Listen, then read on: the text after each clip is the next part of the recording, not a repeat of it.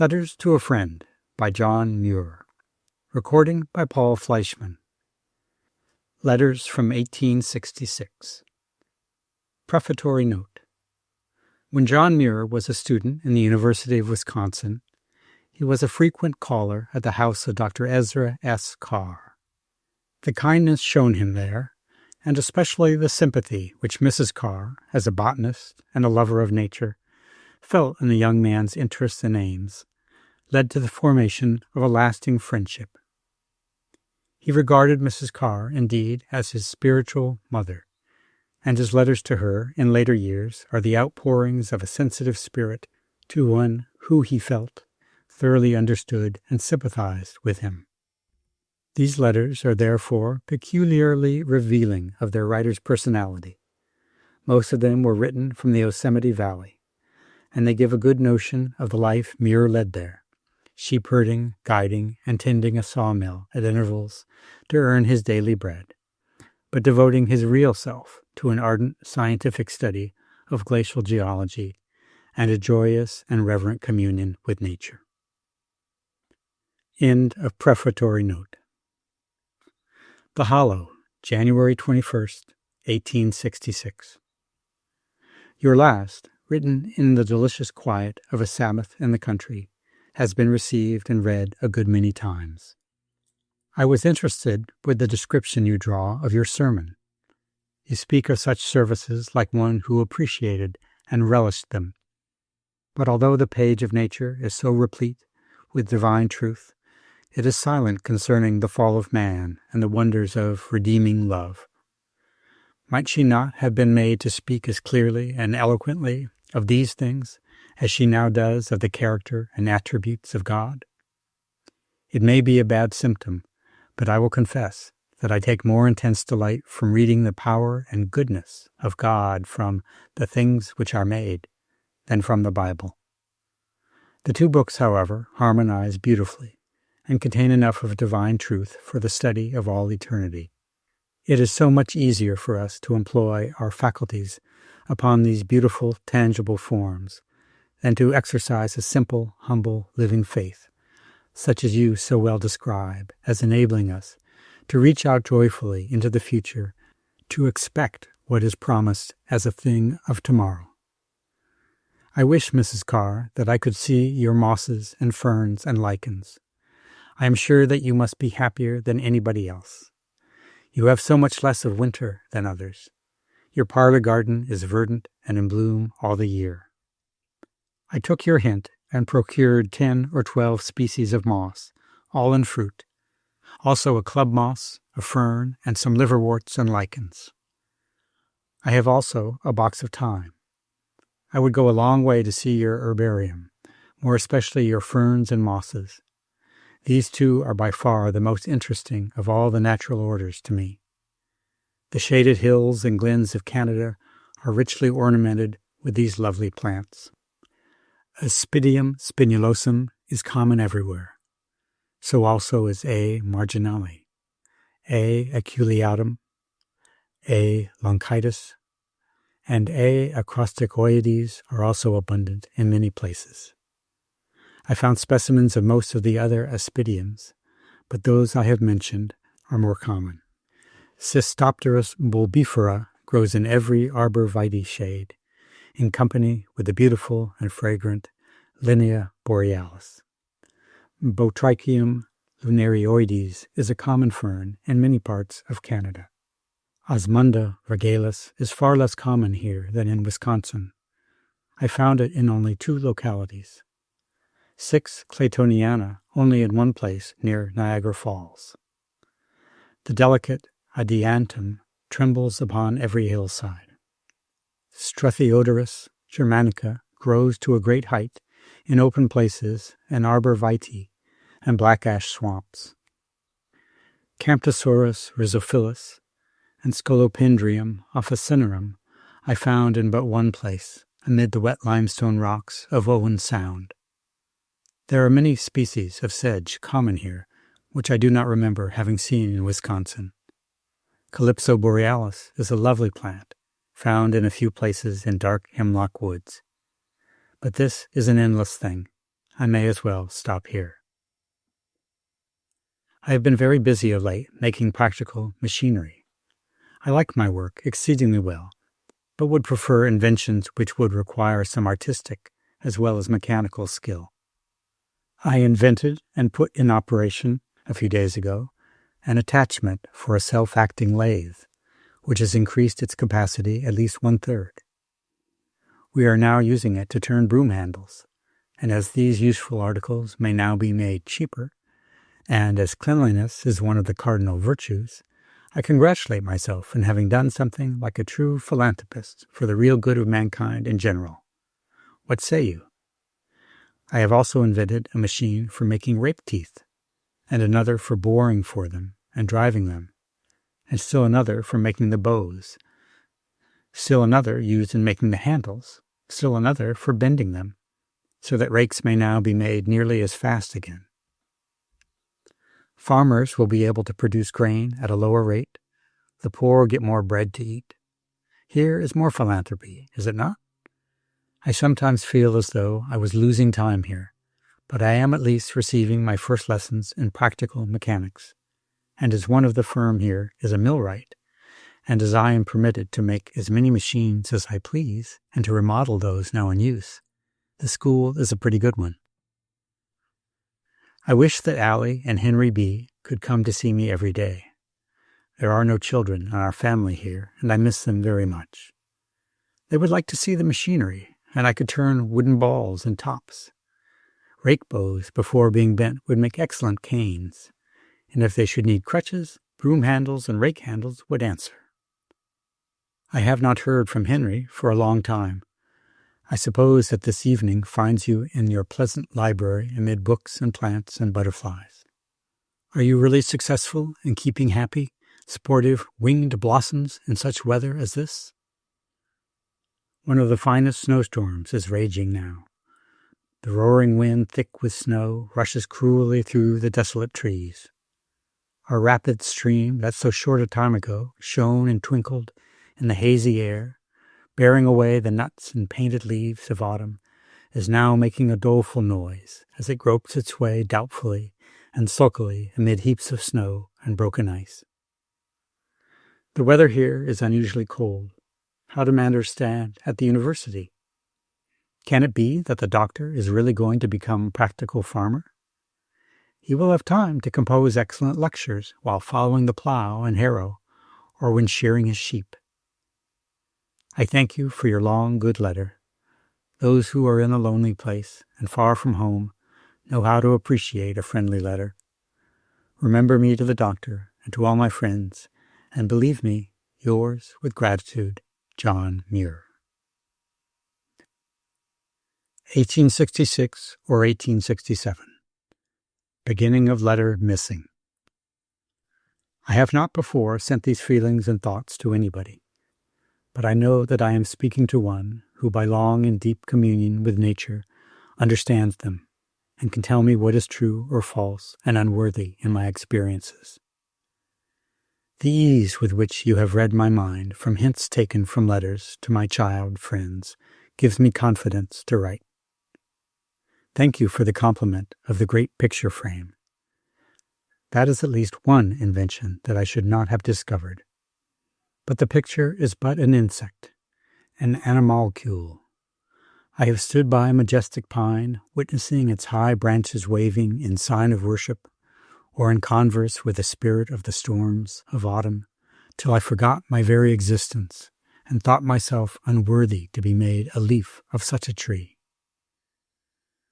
What work do you use in the study of the fungi, and where can I get a copy? I think of your description of these little children of the vegetable kingdom whenever I meet any of them. I am busy with the mosses and liverworts, but find difficulty in procuring a suitable lens. Here is a specimen of Climacium americanum, a common moss here, but seldom in fruit. I was sorry to hear of your loss at the university of so valuable a man from such a cause. I hope that the wheels of your institution are again in motion. I have not yet, I am sorry to say, found the stonemason of St. Point, though I have sought for it a great deal. By whom is it published? Please remember me to my friends. I often wish myself near the doctor with my difficulties in science. Tell Allie Mr. Muir does not forget him. Trout's Mills, near Meaford, September 13th, 1866. Your precious letter, with its burden of cheer and good wishes, has come to our hollow, and has done for me that work of sympathy and encouragement which I know you kindly wished it to do. It came at a time when much needed, for I am subject to lonesomeness at times. Accept, then, my heartfelt gratitude. Would that I could make better return. I am sorry over the loss of Professor Stirling's letter, for I waited and wearied for it a long time. I have been keeping up an irregular course of study since leaving Madison, but with no great success. I do not believe that study, especially of the natural sciences, is incompatible with ordinary attention to business. Still, I seem to be able to do but one thing at a time. Since undertaking a month or two ago to invent new machinery for our mill, my mind seems to so bury itself in the work that I am fit for but little else. And then a lifetime is so little a time that we die ere we get ready to live. I would like to go to college, but then I have to say to myself, you will die ere you can do anything else. I should like to invent useful machinery, but it comes, you do not wish to spend your lifetime among machines, and you will die ere you can do anything else. I should like to study medicine, that I might do my part in helping human misery, but again it comes, you will die ere you are ready or able to do so. How intensely I desire to be a Humboldt, but again the chilling answer is reiterated.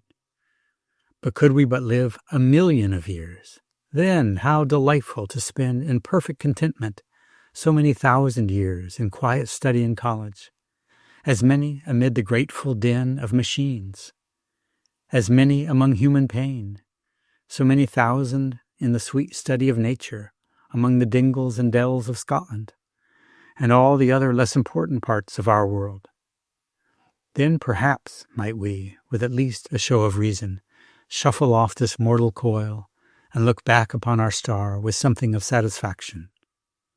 I should be ashamed, if shame might be in the other world, if any of the powers, virtues, essences, etc., should ask me for common knowledge concerning our world which I could not bestow. But away with this aged structure, and we are back to our handful of hasty years, half gone. All, of course, for the best, did we but know all of the Creator's plan concerning us. In our higher state of existence, we shall have time and intellect for study.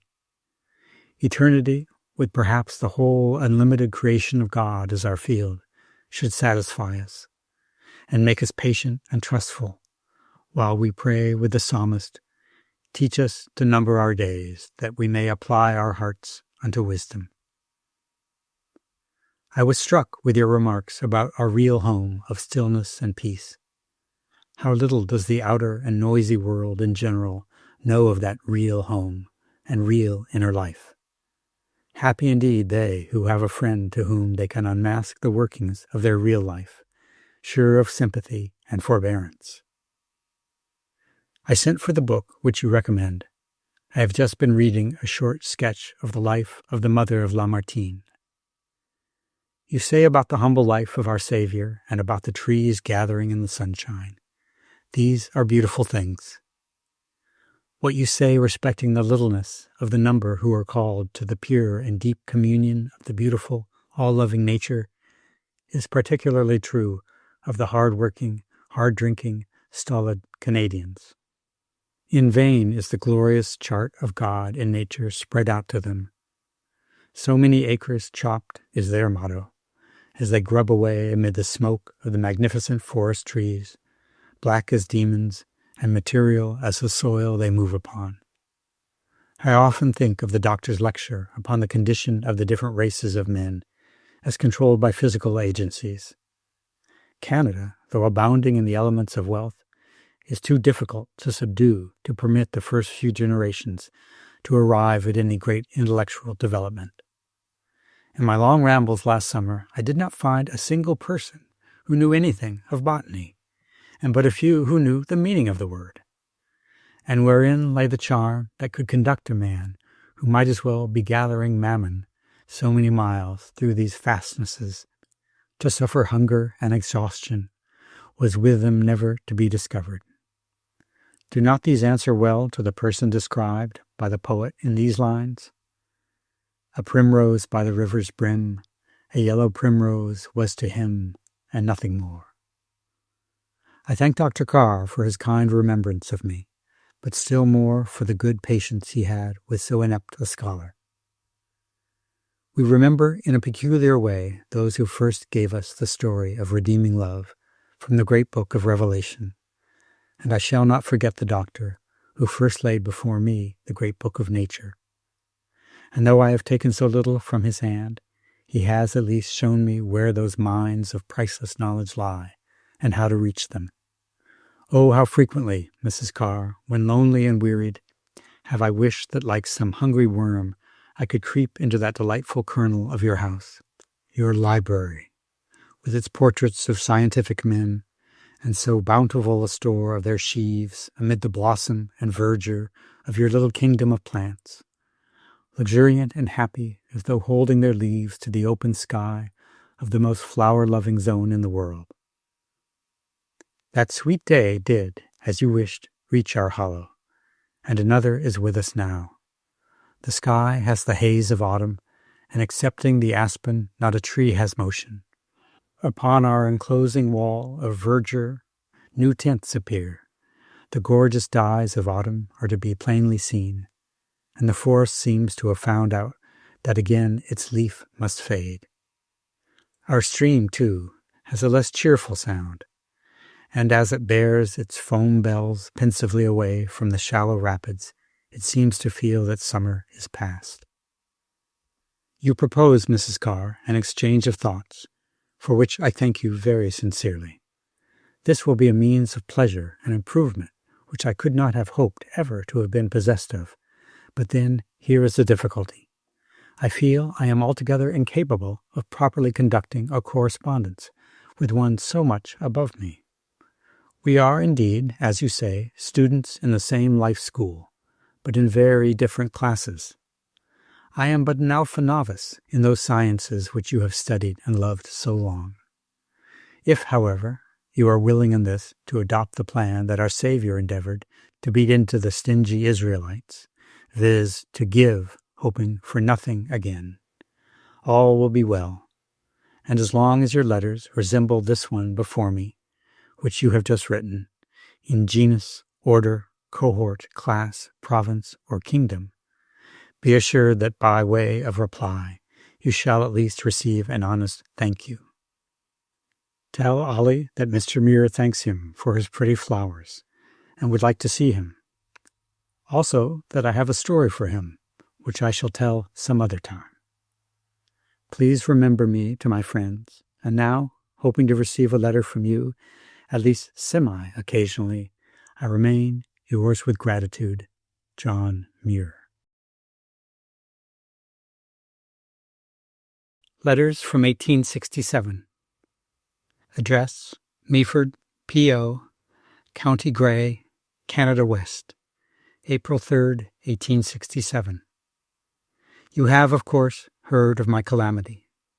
The sunshine and the winds are working in all the gardens of God, but I am lost. I am shut in darkness. My hard, toil-tempered muscles have disappeared, and I am feeble and tremulous as an ever-sick woman. Please tell the Butlers that their precious sympathy has reached me.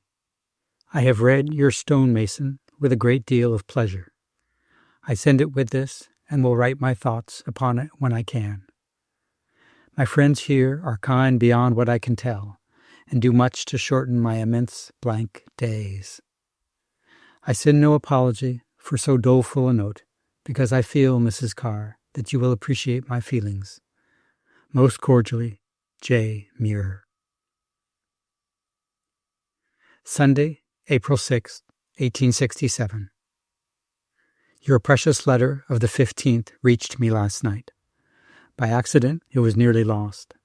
I cannot tell you, Mrs. Carr, how much I appreciate your sympathy and all of these kind thoughts of cheer and substantial consolation which you have stored for me in this letter. I am much better than when I wrote you, can now sit up about all day, and in a room partly lighted. Your doctor says the aqueous humor may be restored. How? By nature or by art? The position of my wound will be seen in this figure. Reader's note. Muir has drawn a picture of an eye with a small circle indicating the site of his wound. Picture is labeled natural size of wound, outer side, right eye. End reader's note. The eye is pierced just where the cornea meets the sclerotic coating. I do not know the depth of the wound or its exact direction. Sight was completely gone from the injured eye for the first few days, and my physician said it would be ever gone. But I was surprised to find that on the fourth or fifth day I could see a little with it. Sight continued to increase for a few days, but for the last 3 weeks it has not perceptibly increased or diminished. I called in a Dr. Parvin lately, said to be a very skillful oculist and of large experience both here and in Europe. He said that he thought the iris permanently injured, that the crystalline lens was not injured, that, of course, my 2 eyes would not work together, and that, on the whole, my chances of distinct vision were not good. But the bare possibility of anything like full sight is now my outstanding hope.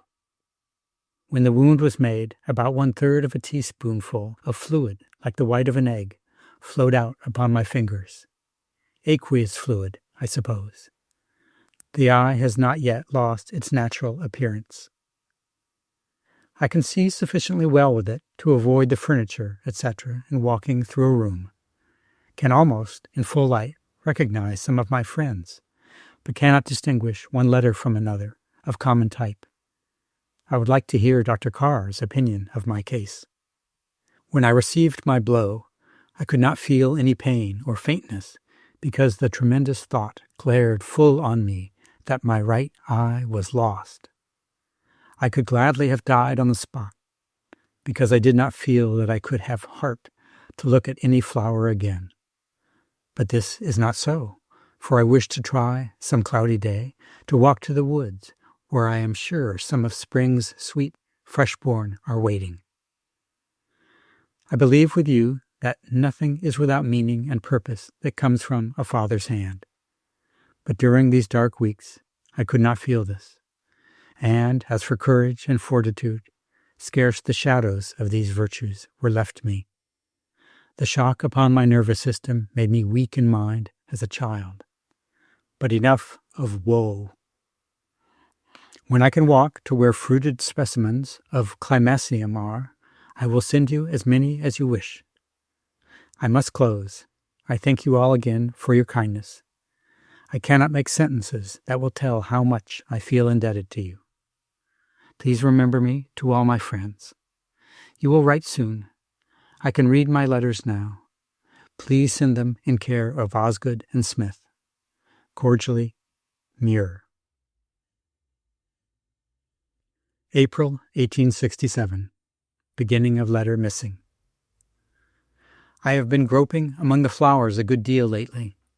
Our trees are now in leaf, but the leaves, as Mrs. Browning would say, are scarce long enough for waving.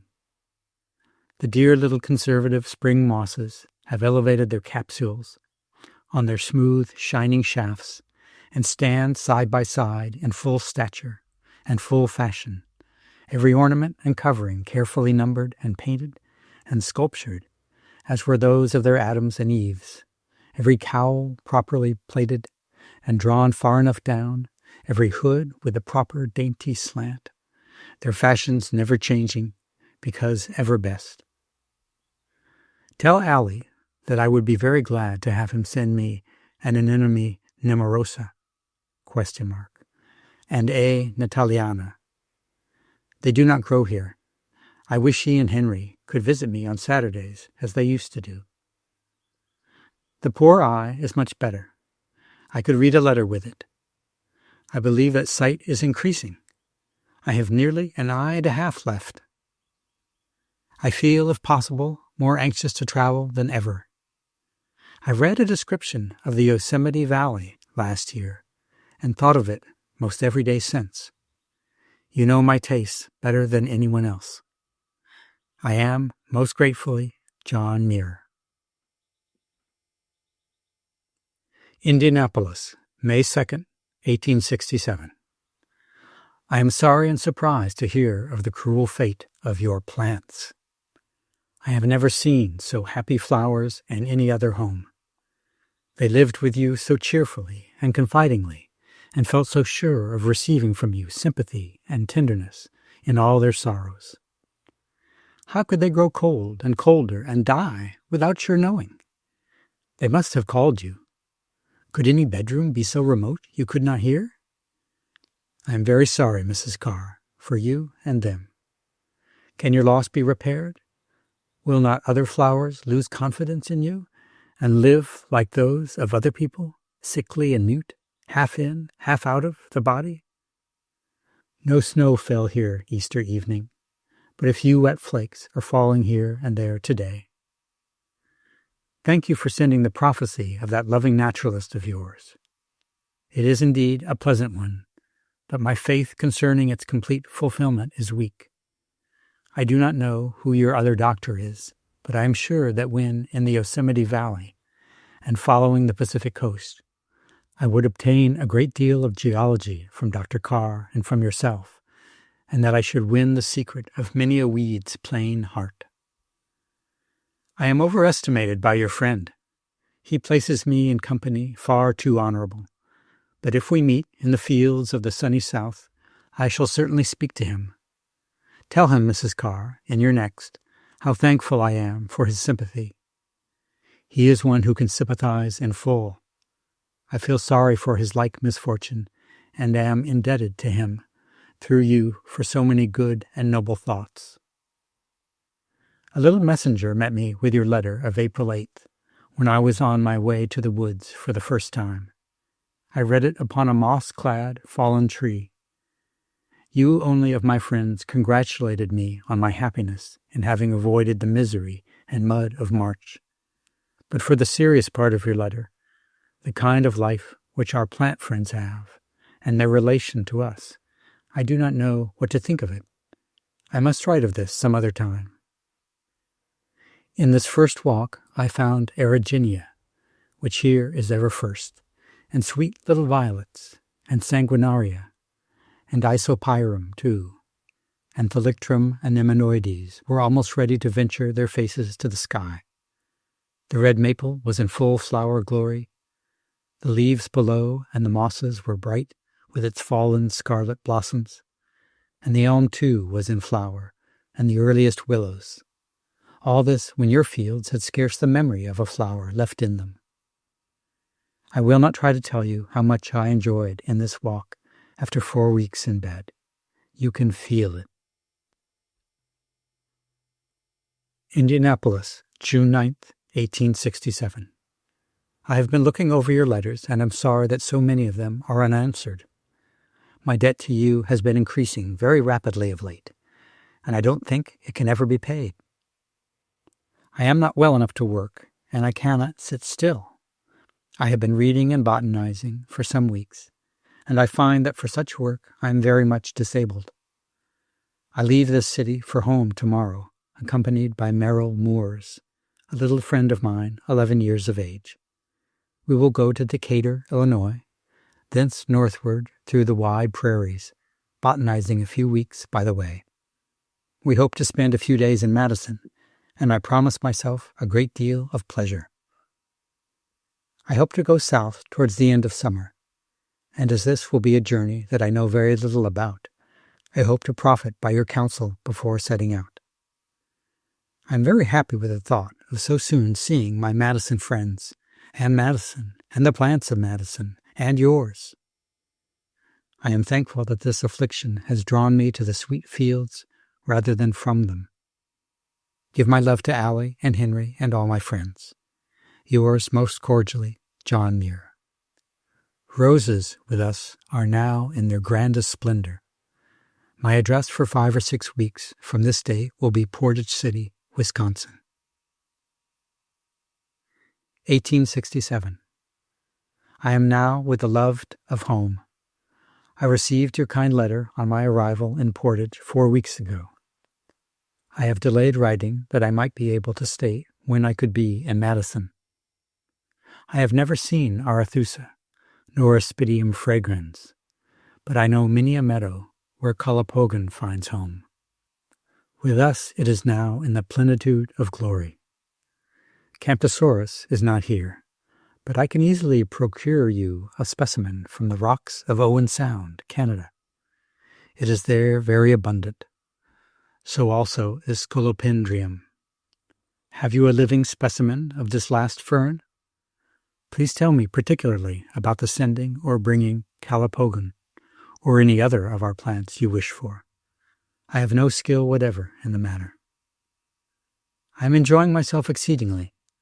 The dear flowers of Wisconsin are incomparably more numerous than those of Canada or Indiana. With what fervid, unspeakable joy did I welcome those flowers that I have loved so long. Hundreds grow in the full light of our opening that I have not seen since leaving home. In company with my little friend, I visited Muir's Lake. We approached it by a ravine in the principal hills that belong to it. We emerged from the low, leafy oaks, and it came in full view, all unchanged, sparkling and clear, with its edging of rushes and lilies. And there, too, was the meadow, with its brook and willows, and all the well-known nooks of its winding border, where many a moss and fern find home. I held these poor eyes to the dear scene, and it reached me once more in its fullest glory. We visited my mill pond, a very Lilliputian affair upon a branch creek from springs in the meadow. After leaving the dam, my stream flows underground a few yards. The opening of this dark way is extremely beautiful. I wish you could see it. It is hung with a slender meadow sedge, whose flowing tapered leaves have just sufficient stiffness to make them arch with inimitable beauty as they reach down to welcome the water to the light. This, I think, is one of nature's finest pieces, most delicately finished and composed of just this quiet flowing water, sedge, and summer light. I wish you could see the ferns of this neighborhood. We have some of the finest assemblies imaginable. There is a little grassy lakelet about half a mile from here, shaded and sheltered by a dense growth of small oaks. Just where those oaks meet the marginal sedges of the lake is a circle of ferns, a perfect brotherhood of the 3 osmundas, Regalis, Claytoniana, and Cinnamomea. Of the 3, Claytoniana is the most stately and luxuriant. I never saw such lordly, magnificent clumps before. Their average height is not less than 3.5 or 4 feet. I measured several fronds that exceeded 5, one 5 feet 9 inches. Their palace home gave no evidence of having ever been trampled upon. I do wish you could meet them. This is my favorite fern. I'm sorry it does not grow in Scotland. Had Hugh Miller seen it there, he would not have called Regalis the prince of Balich ferns. I think that I have seen specimens of the ostrich fern in some places of Canada, which might rival my osmunda in height, but not in beauty and sublimity. I was anxious to see Illinois prairies on my way home, so we went to Decatur, or near the center of the state, thence north by Rockford and Janesville. I botanized 1 week on the prairie about 7 miles southwest of Pecatonica. I gathered the most beautiful bouquet there that I ever saw. I seldom make bouquets. I never saw but very few that I thought were at all beautiful. I was anxious to know the grasses and sedges of the Illinois prairies, and also their comparative abundance. So I walked 100 yards in a straight line, gathering at each step that grass or sedge nearest my foot, placing them one by one in my left hand as I walked along, without looking at them or entertaining the remotest idea of making a bouquet. At the end of this measured walk, my handful, of course, consisted of 100 plants, arranged in nature's own way, as regards kind, comparative numbers, and size. I looked at my grass bouquet by chance, was startled, held it at arm's length in sight of its own near and distant scenery and companion flowers. My discovery was complete, and I was delighted beyond measure with the new and extreme beauty. Here it is. Of Coeluria cristata, 55. Of Agrostis scabra, 29. Of Panicum clandestinum, 7. Of Panicum depaupeраtum, 1. Of Stipa spartea, 7. Of Poa alsodes, 7. Of Poa pratensis, 1. Of Carex panicia, 4. Of Carex novianglia, 1. The extremely fine and diffuse purple agrostis contrasted most divinely with the taller, strict, taper-finished Coeluria. The long-awned, single stipa, too, and P. clandestinum, with their broad ovate leaves and purple, muffy pistils, played an important part. So also did the cylindrical spikes of the sedges. All were just in place.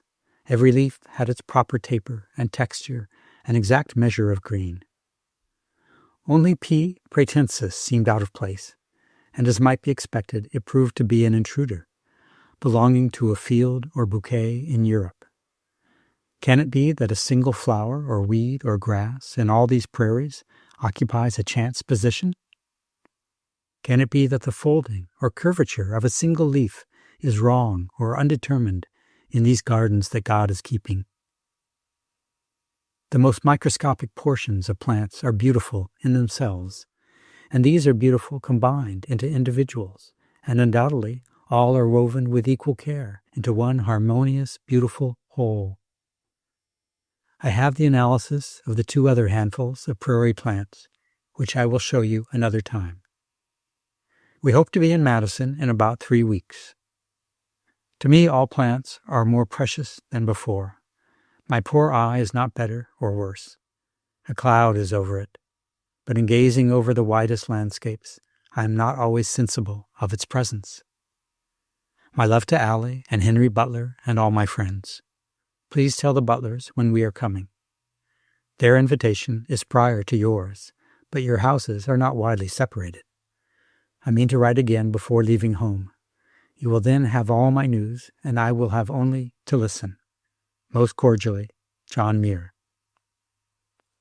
Indianapolis, August 30th, 1867. We are safely in Indianapolis. I'm not going to write a letter. I only want to thank you and the doctor and all the boys for the enjoyments of the pleasant botanical week we spent with you. We saw, as the steam hurried us on, that the grand harvest of compositae would be no failure this year. It is rapidly receiving its purple and gold in generous measure from the precious light of these days. I could not but notice how well appearances in the vicinity of Chicago agreed with Le Corot's theory of the formation of prairies. We spent about 5 hours in Chicago. I did not find many flowers in her tumultuous streets. Only a few grassy plants of wheat and 2 or 3 species of weeds, amaranth, purslane, carpetweed, etc. The weeds, I suppose, for man to walk upon, the wheat to feed him. I saw some new algae, but no mosses. I expected to see some of the latter on wet walls and in seams in the pavement, but I suppose that the manufacturer's smoke and the terrible noise is too great for the hardiest of them. I wish I knew where I was going. Doomed to be carried of the Spirit into the wilderness, I suppose. I wish I could be more moderate in my desires, but I cannot, and so there is no rest. Is not your experience the same as this? I feel myself deeply indebted to you all for your great and varied kindness. Not any the less, if from stupidity and sleepiness I forgot on leaving to express it. Farewell, J. Muir. Among the hills of Bear Creek, 7 miles southeast of Burkesville, Kentucky, September 9th, 1867. I left Indianapolis last Monday and have reached this point by a long, weary, roundabout walk.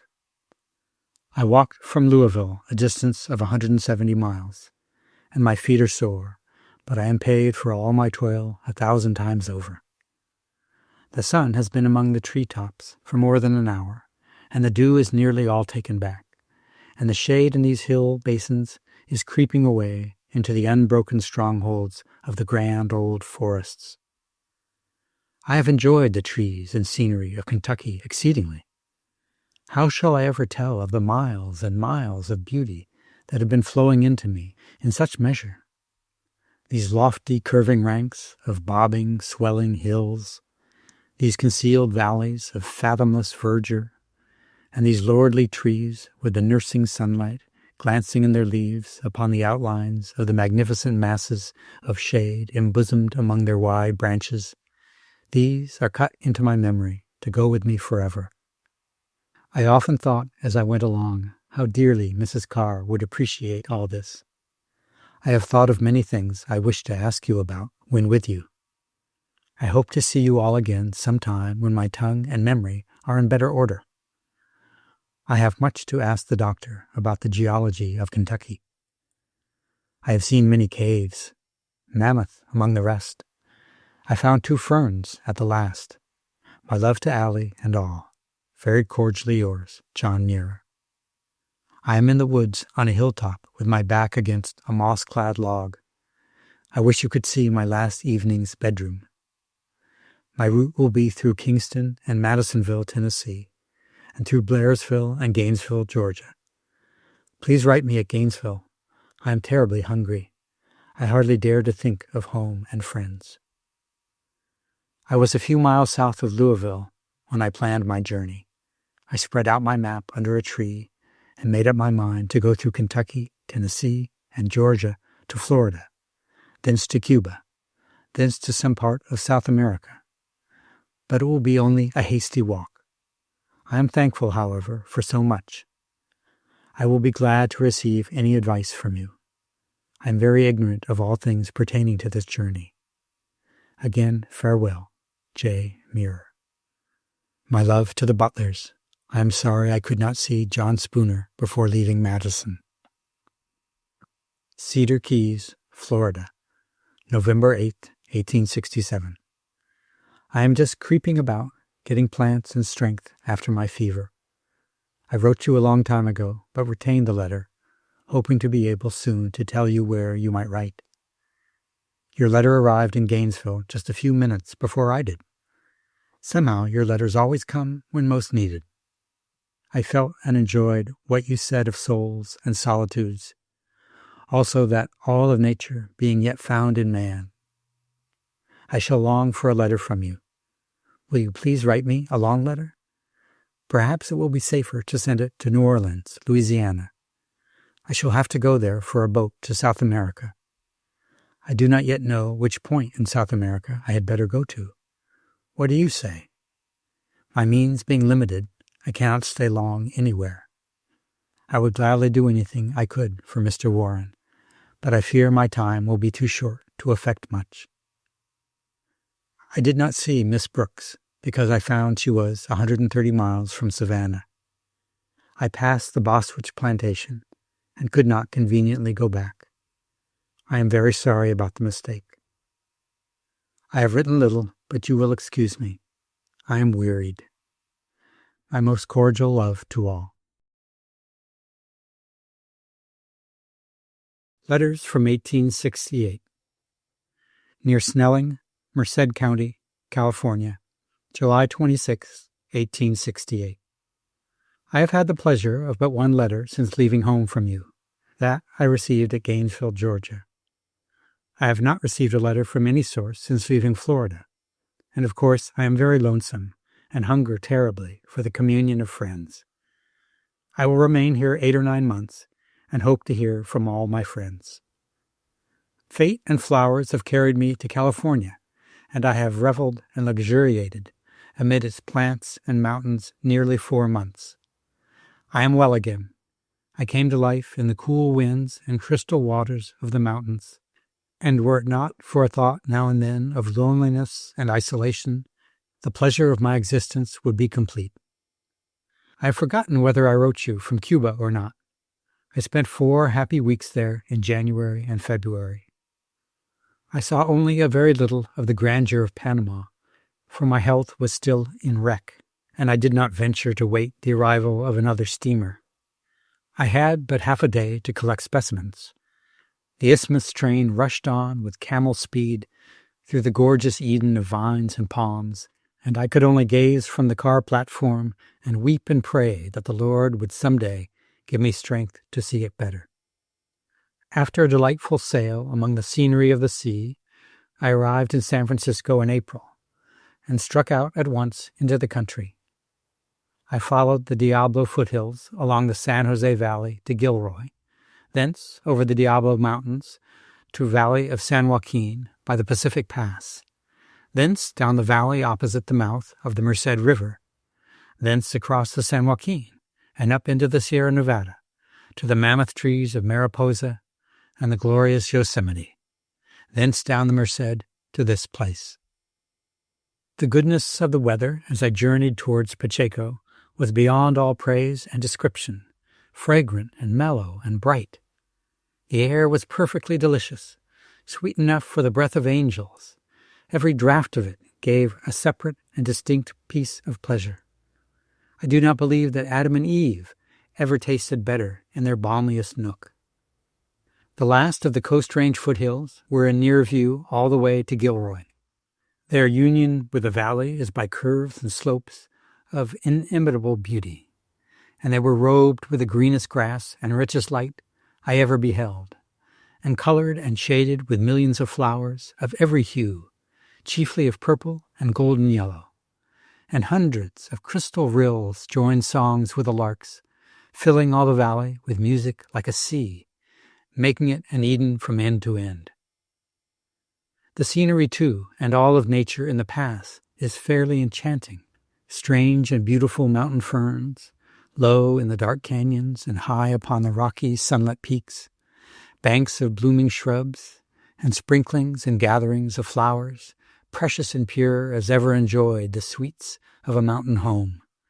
And oh, what streams are there, beaming, glancing, each with music of its own, singing as they go in the shadow and light, onward upon their lovely changing pathways to the sea. And hills rise over hills, and mountains over mountains, heaving, waving, swelling, in most glorious, overpowering, unreadable majesty. And when at last, stricken with faint like a crushed insect, you hope to escape from all the terrible grandeur of these mountain powers, other fountains, other oceans break forth before you, for there, in clear view, over heaps and rows of foothills, is laid a grand, smooth, outspread plain, watered by a river, and another range of peaky, snow-capped mountains 100 miles in the distance. That plain is the valley of the San Joaquin, and those mountains are the great Sierra Nevadas. The valley of the San Joaquin is the floweriest piece of world I ever walked. One vast, level, even flower bed, a sheet of flowers, a smooth sea ruffled a little by the tree fringing of the river, and here and there of smaller cross streams from the mountains. Florida is indeed a land of flowers, but for every flower creature that dwells in its most delightsome places, more than 100 are living here. Here is Florida. Here they are not sprinkled apart with grass between, as in our prairies, but grasses are sprinkled in the flowers. Not, as in Cuba, flowers piled upon flowers, heaped and gathered into deep, glowing masses, but side by side, flower to flower, petal to petal, touching but not entwined, branches weaving past and past each other, but free and separate, one smooth garment, mosses next the ground, grasses above, petal flowers between. Before studying the flowers of this valley, and their sky, and all of the furniture and sounds and adornments of their home, one can scarce believe that their vast assemblies are permanent, but rather that, actuated by some plant purpose, they had convened from every plain and mountain and meadow of their kingdom, and that the different coloring of patches, acres, and miles marked the bounds of the various tribe and family encampments. And now, just stop and see what I gathered from a square yard opposite the Merced. I have no books and cannot give specific names. Order, Compositae. Open flowers, 132,125. Species, 2 yellow, 3,305 heads. Leguminosae, 2,620, 2 purple and white. Scrofulariaceae, 169, 1 purple. Umbelaceae, 620, 1 yellow. Geraniaceae, 22, 1 purple. Rubiaceae, 40, 1 white. 85, natural order unknown. 60, plants unflowered. Polymoniaceae, 407, 2 purple. Gramineae, 29,830. 3. Stems about 700. Spikelets, 10,700. Muscae, 10 million. 2 purples. Dricranum, tunar. Total of open flowers, 165,912. Total of flowers in bud, 100,000. Total of withered, 40,000. Total of natural orders, 9 to 11. Total of species, 16 to 17. The yellow of these compositae is extremely deep and rich and bossy, as though the sun had filled their petals with a portion of his very self. It exceeds the purple of all the others in superficial quantity 40 or 50 times their whole amount, but to an observer who first looks downward and then takes a more distant view, the yellow gradually fades and purple predominates, because nearly all of the purple flowers are higher. In depth, the purple stratum is about 10 or 12 inches, the yellow 7 or 8, and second purple of mosses 1. I'm sorry my page is done. I have not told anything. I thought of you, Mrs. Carr, when I was in the glorious Yosemite, and of the prophecy of the priests that you would see it and worship there with your doctor and priest and I. It is by far the grandest of all the special temples of nature I was ever permitted to enter. It must be the sanctum sanctorum of the Sierras, and I trust that you will all be led to it. Remember me to the doctor. I hope he has the pleasure of sowing in good and honest hearts the glorious truth of science to which he has devoted his life. Give my love to all your boys and my little butler. Adieu. J. Muir. Address, Hopeton, Merced County, California.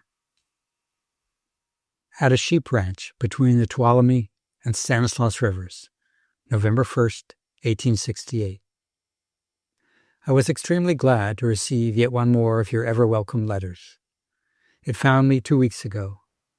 I rode over to Hopeton to seek for letters. I had to pass through a bed of compositae 2 or 3 miles in diameter. They were in the glow of full prime, forming a lake of the purest compositae gold I ever beheld. Some single plants had upwards of 3,000 heads. Their petal surface exceeded their leaf surface 30 or 40 times.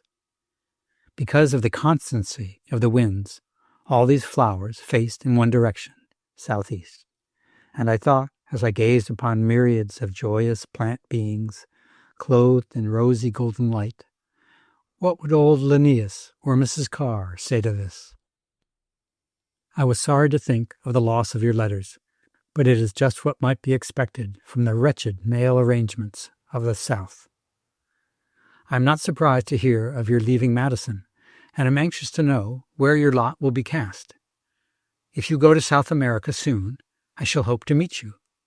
And if you should decide to seek the shores of the Pacific in California before the end of the year, I shall find you and be glad to make another visit to the Yosemite with your doctor and priest, according to the old plan. I know the way up the rocks to the falls, and I know, too, the abode of many a precious mountain fern. I gathered plenty for you, but you must see them at home. Not an angel could tell a tithe of these glories. If you make your home in California, I know from experience how keenly you will feel the absence of the special flowers you love. No others can fill their places. Heaven itself would not answer without Calypso and Linnea. I think that you will find in California just what you desire in climate and scenery, for both are so varied. March is the springtime of the plains, April the summer, and May the autumn. The other months are dry and wet winter, uniting with each other and with the other seasons by splices and overlappings of very simple and very intricate kinds. I rode across the seasons in going to the Yosemite last spring. I started from the Joaquin in the last week of May. All the plain flowers, so lately fresh in the power of full beauty, were dead. Their parched leaves crisped and fell to powder beneath my feet, as though they had been cast into the oven. And they had not, like the plants of our West, weeks and months to grow old in. But they died ere they could fade, standing together, holding out their branches erect and green as life. But they did not die too soon. They lived a whole life and stored away abundance of future life principle in the seed. After riding for 2 days in this autumn, I found summer again in the higher foothills. Flower petals were spread confidingly open. The grasses waved their branches all bright and gay in the colors of healthy prime, and the winds and streams were cool. 40 or 50 miles further into the mountains, I came to spring. The leaves on the oak were small and drooping, and they still retained their first tintings of crimson and purple, and the wrinkles of their bud folds were distinct as if newly opened.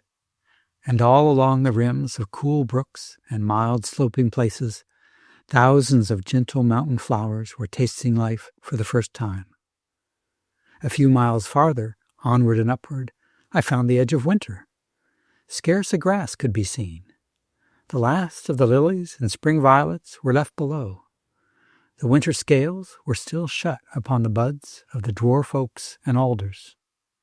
The grand Nevada pines waved solemnly to cold, loud winds among rushing, changing storm clouds. Soon my horse was plunging in snow 10 feet in depth. The sky became darker and more terrible. Many-voiced mountain winds swept the pines, speaking the dread language of the cold north. Snow began to fall, and in less than a week from the burning plains of the San Joaquin, autumn was lost in the blinding snows of mountain winter. Descending these higher mountains towards the Yosemite, the snow gradually disappeared from the pines and the sky. Tender leaves unfolded less and less doubtfully. Lilies and violets appeared again, and I once more found spring in the Grand Valley. Thus meet and blend the seasons of these mountains and plains, beautiful in their joinings as those of lake and land, or of the bands of the rainbow. The room was full of talking men. I cannot write, and I only attempt to scrawl this note to thank you for all the good news and good thoughts and friendly wishes and remembrances you send. My kindest wishes to the doctor. I am sure you will be directed by Providence to the place where you will best serve the end of existence. My love to all your family. Ever yours, most cordially, J.M. Letters from 1869. Near Snellings, Merced County, California, February 24th, 1869. Your 2 California notes from San Francisco and San Mateo reached me last evening, and I rejoice at the glad tidings they bring of your arrival in this magnificent land.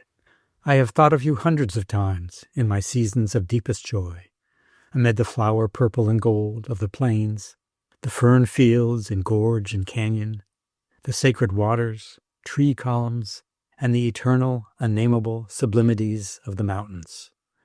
Of all my friends, you are the only one that understands my motives and enjoyments. Only a few weeks ago, a true and liberal-minded friend sent me a large sheetful of terrible blue steel orthodoxy, calling me from clouds and flowers to the practical walks of politics and philanthropy. Mrs. Carr, thought I, never lectured thus. I am glad indeed that you are here to read for yourself these glorious lessons of sky and plain and mountain, which no mortal power can ever speak. I thought when in the Yosemite Valley last spring that the Lord had written things there that you would be allowed to read sometime. I have not made a single friend in California, and you may be sure I strode home last evening from the post office, feeling rich indeed. As soon as I hear of your finding a home, I shall begin a plan of visiting you. I have frequently seen favorable reports upon the silk culture in California. The climate of Los Angeles is said to be as well-tempered for the peculiar requirements of the business as any in the world. I think that you have brought your boys to the right field for planting. I doubt if in all the world man's comforts and necessities can be more easily and abundantly supplied than in California. I have often wished the doctor near me in my rambles among the rocks. Pure science is a most unmarketable commodity in California.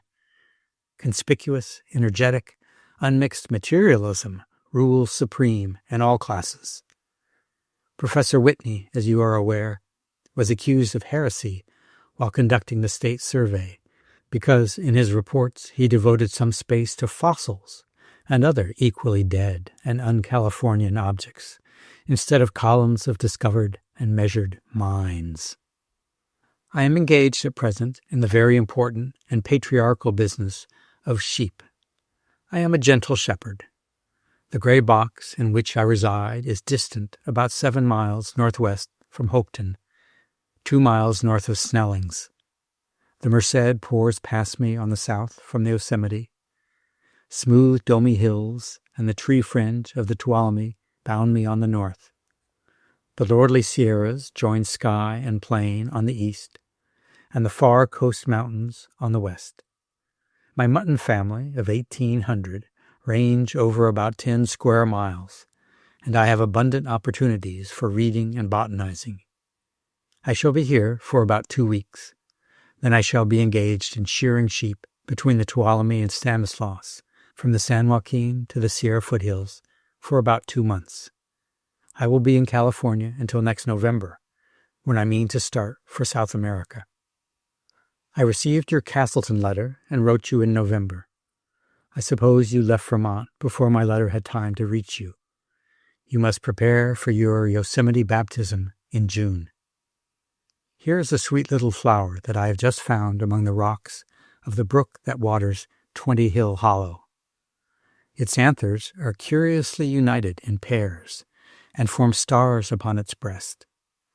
The calyx seems to have been judged too plain and green to accompany the splendid corolla, and so is left behind among the leaves.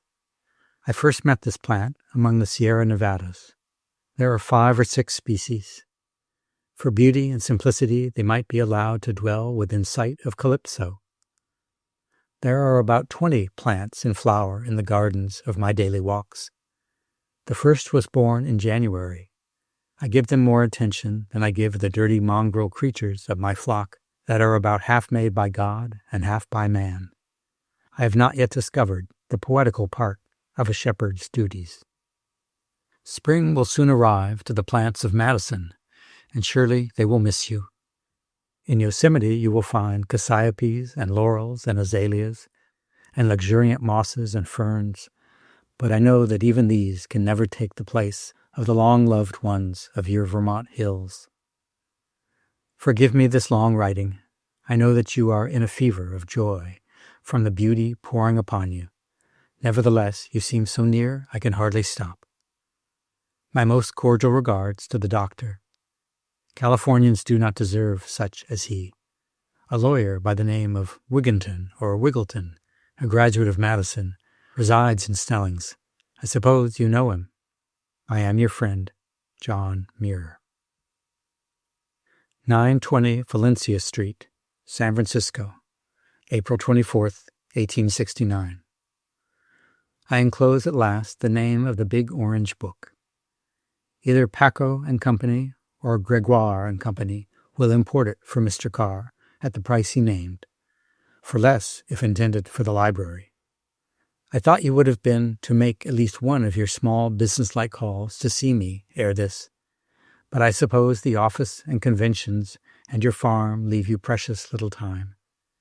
Your days all go by in little beats and bits, while you move so fast you are nearly invisible. Had a moment's talk with the doctor. I'm glad he is looking so much like himself again. The summer is coming. Don't know how it will be spent. Did you hear the butlers the other day? Glassy leaves, tilted at all angles. Cordially yours, John Muir. 7 miles north from Snelling's, May 16th, 1869. The thoughts of again meeting with you and with the mountains make me scarce able to hold my pen. If you can let me know by the 1st of June when you will leave Stockton, I will meet you in the very valley itself. When the grass of the plains is dead, most owners of sheep drive their flocks to the pastures green of the mountains, and as my soul is athirst for mountain things, I have engaged to take charge of a flock all summer between the headwaters of the Tuolumne and Yosemite, within a few hours' walk of the valley. For the next 2 weeks I will be at Hopeton. Sometime in the first week of June I will start from this place, Patrick Delaney's ranch, for the mountains. By the middle of June, or a little later, we will have our flock settled in the new home, and having made special arrangements for a 2 weeks' ramble with you, I will then be ready and free. Any time, say between the 20th of June and the 15th of July, will suit me. I intended to enjoy another baptism in the sanctuaries of Yosemite, whether with companions of like passions or alone. Surely then my cup will be full when blessed with such company. Last May I made the trip on horseback, going by Coulterville and returning by Mariposa. A passable carriage road reached about 12 miles beyond Coulterville. The rest of the distance to the valley was crossed only by a narrow trail. On the Mariposa route, a point is reached 12 or 14 miles beyond Mariposa by carriages. The rest of the journey, about 40 miles, must be made on horseback. Tourists are generally advised to go one way and return the other, that as much as possible may be seen. But I think that more is seen by going and returning by the same route, because all of the magnitudes of the mountains are so great that unless seen and submitted to a good long time, they are not seen or felt at all. I think that you had better take the Mariposa route, for the grandest grove of sequoias ever discovered is upon it, and it is much the best route in many respects. You can reach Mariposa direct from Stockton by stage. In Mariposa you can procure saddle horses and all necessary supplies, provisions, cooking utensils, etc. Provisions can also be obtained at Clark's and in the valley. Clark's Hotel is midway between the valley and Mariposa. It would be far more pleasant to camp out, to alight like birds in beautiful groves of your own choosing, than to travel by rule and make forced marches to fixed points of common resort and common confusion. You will require a light tent made of cotton sheeting, also a strong dress and strong pair of shoes for rock service. You will, of course, bring a good supply of paper for plants. I suppose, too, that you will all bring a supply of drawing material, but I hardly think that drawing will be done. People admitted to heaven would most likely wonder and adore for at least 2 weeks before sketching its scenery, and I don't think that you will sketch Yosemite any sooner. Here is, I think, a fair estimate of the cost of the round trip from Stockton, allowing, say, 10 days from time of departure from Mariposa till arrival at same point. Stage fare and way expenses to and from Mariposa, say $40. Saddle horse, $20. Provisions, cooking utensils, etc., $15. Total direct expense for one person, $75. Each additional day spent in the valley would cost about $3. If you and all the members of your company are good riders, and there are among you one or two men practical travelers, and you could purchase or hire horses at a reasonable rate in San Jose or Gilroy, you could cross the Coast Range via the Pacheco Pass or Livermore Valley, thence direct to the Yosemite across the Joaquin and up the Merced, passing through Hopeton and Snellings. This kind of a trip would be less costly, and you would enjoy it. But unless your company was all composed of the same kind of material, it would not answer. I hope the doctor will come too. I want to see him and ask him a great many questions. There is a kind of hotel in the valley, but it is incomparably better to choose your own camp among the rocks and waterfalls. The time of highest water in the valley varies very much in different seasons. Last year it was highest about the end of June. I think perhaps the falls would be seen to as good advantage towards the end of June as at another time, and at any rate there will be 1,000 times more of grandeur than any person can absorb. Here then, in a word, is the plan which I propose, that you take the stage at Stockton for Mariposa. At Mariposa you procure saddle horses and one pack animal for your tent, blankets, provisions, etc. A guide will be furnished by the keeper of the livery stable to take charge of the horses, and that I meet you in the valley, which I can do without difficulty, provided you send me word by the 1st of June what day you will set out from Stockton. Address to Hopeton. When you arrive in the valley, please register your name at Mr. Hutchings' Hotel. I will do the same. If you should wish to reach me by letter after I have started with the sheep to the mountains, you may perhaps do so by addressing to Coulterville. When you write, state whether you will visit the big trees on your way to the valley, or whether you will do so on your return. I bid you goodbye, thanking the Lord for the hope of seeing you, and for his goodness to you in turning your face towards his most holy mansion of the mountains. Hopeton, May 20th, 1869. I forgot to state in my last concerning the Yosemite that I did not receive yours until many days after its arrival, as I was shearing sheep a considerable distance from here in the foothills, and the postmaster, knowing where I was, could not forward it. But I will remain here until the 1st of June, or possibly a few days later, and will receive any letters arriving from me at once, either in Snelling or Hopeton. The grove of sequoias is only 6 miles from the Yosemite Trail, about midway between Mariposa and the valley. The trail leading through the groves leaves the Yosemite Trail at Mr. Clark's, where you can obtain all necessary directions, etc. It is not many years since this grove was discovered. The sequoias so often described and so well known throughout the world belong to the Calaveras Grove. The Mariposa Grove has a much larger number of trees than the Calaveras, and it is, in all the majesty and grandeur of nature, undisturbed. You will likely make the journey from Mariposa to the valley in 2 days. No member of your company need be afraid of this mountain ride, as you will be provided with sure-footed horses accustomed to the journey and an experienced guide. Most persons visiting the Sequoia Grove spend only a few hours in it and depart without seeing a single tree, for the chiefest glories of these mountain kings are wholly invisible to hasty or careless observers. I hope you may be able to spend a good long time in worship amid the glorious columns of this mountain temple. I fancy they are aware of your coming and are waiting.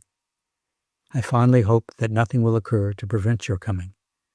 I will endeavor to reach the valley a day or so before you. The night air of the mountains is very cold. You will require plenty of warm blankets. I am sorry that the doctor has been so suddenly smothered up in business. If he and the priest were in the company, according to the prophecy, our joy would be full. I am in a perfect tingle with the memories of a year ago, and with anticipation glowing bright with all that I love. Farewell, John Muir. I received your letter containing The Song of Nature by Emerson, and derived a great deal of pleasure from it. J.M. 5 miles west of Yosemite, July 11th, 1869. I need not try to tell you how sorely I am pained by this bitter disappointment. Your Mariposa note of June 22nd did not reach Black's until July 3rd, and I did not receive it until the 6th. I met a shepherd a few miles from here yesterday who told me that a letter from Yosemite for me was at Harding's Mills. I have not yet received it. No dependence can be placed upon the motions of letters in the mountains, and I feared this result on my not receiving anything definite concerning your time of leaving Stockton before I left the plains. I wish now that I had not been entangled with sheep at all, but that I had remained among post offices and joined your party at Snelling's. Thus far, all of my deepest, purest enjoyments have been taken in solitude, and the fate seems hard that has hindered me from sharing Yosemite with you. We are camped this evening among a bundle of the Merced's crystal arteries, which have just gone far enough from their silent fountain to be full of lakelets and lilies, and the bleating of our flock can neither confuse nor hush the 1,000 notes of their celestial song. The sun has set, and these glorious shafts of the spruce and pine shoot higher and higher as the darkness comes on. I must say good night while bonds of nature's sweetest influences are about me in these sacred mountain halls, and I know that every chord of your being has throbbed and tingled with the same mysterious powers when you were here. Farewell. I am glad to know that you have been allowed to bathe your existence in God's glorious Sierra Nevadas, and sorry that I could not meet you. John Muir. A few miles north of Yosemite, July 13th, 1869. We are camped this afternoon upon the bank of the stream that falls into the valley opposite Hutchings Hotel, Yosemite Falls. We are perhaps 3 miles from the valley. This Yosemite stream is flowing rapidly here in a small, flowery meadow, not meandering like a meadow stream, but going straight on with ripples and rapids. It derives its waters from a basin corresponding in every respect with its own sublimity and loneliness. July 17th. We are now camped in a splendid grove of spruce, only 1 mile from the Yosemite wall. The stream that goes spraying past us in the rocks reaches the valley by that canyon between the Yosemite Falls and the North Dome. I left my companions in charge of the sheep for the last 3 days and have had a most heavenly piece of life among the domes and falls and rocks of the north side and upper end of the valley. Yesterday I found the stream that flows through Crystal Lake, past the South Dome, and followed it 3 miles among cascades and rapids to the dome. Were you at the top or bottom of the upper Yosemite Falls? Were you at the top of the Nevada Falls? Were you in that Adiantum cave by the Vernal Falls? Have you had any view of the valley excepting from the Mariposa Trail? How long were you in Sequoia Grove? We will perhaps be here about 2 weeks. Then we will go to the Big Meadows, 12 miles towards the summit, where we will remain until we start for the plains sometime near the end of September. The kind of meeting you have had with Yosemite answers well enough for most people, but it will not do for you. When will you return to the mountains? I had a letter from Professor Butler a short time ago, saying that he would probably visit California this month in company with a man of war. Remember me to the doctor and to Allie and Ned. Please send me a letter by the middle of September to Snelling's. I have no hope of hearing from you after we start for the Big Meadows. 2 miles below LaGrange, October 3rd, 1869. My summer in the third heaven of the Sierras is past. I am again in the smooth, open world of plains. I received 3 of your 8 notes, which for mountain correspondence is about as might be expected. I learned by a San Francisco newspaper that Dr. Carr had accepted a professorship in the university, and Professor Butler told me about a month ago that he had gone to Madison to fetch his cabinet, etc. Therefore I know that you are making a fixed home, and that you will yet see the mountains and the Joaquin Plains. We were camped within a mile or two of the Yosemite North Wall for 3 weeks. I used to go to the North Dome or Yosemite Falls most every day to sketch and listen to the waters. One day I went down into the valley by the canyon opposite Hutchings and found Professor Butler near the bridge between the Vernal and Nevada Falls. He was in company with General Alvord. He was in the valley only a few hours, his time being controlled by the general's military clock, and I am pretty sure that he saw just about nothing. I am glad that the world does not miss me, and that all of my days with the Lord and his works are uncounted and unmeasured. I found the guide who was with you. He said that you wished me to gather some cones for you. I hope to see you soon in San Francisco, and will fetch you specimens of those which grow higher than you have been. I am sorry that you were so short a time in the valley, but you will go again and remain a month or two. I would like to spend a winter there to see the storms. We spent most of the summer on the South Fork of the Tuolumne, near Castle and Cathedral Peaks, and oh, how unspeakable the glories of these higher mountains. You have not yet caught a glimpse of the Sierra Nevadas. You must go to Mono by the Bloody Canyon Pass. I will not try to write the grandeur I have seen all summer, but I will copy you the notes of one day from my journal. September 2nd. Amount of cloudiness, 0.08. Sky red, evening and morning. Not usual crimson glow, but separate clouds colored and anchored in dense, massive mountain forms. One red, bluffy cap is placed upon Castle Peak and its companion to the south, but the smooth cone tower of the castle is seen peering out over the top.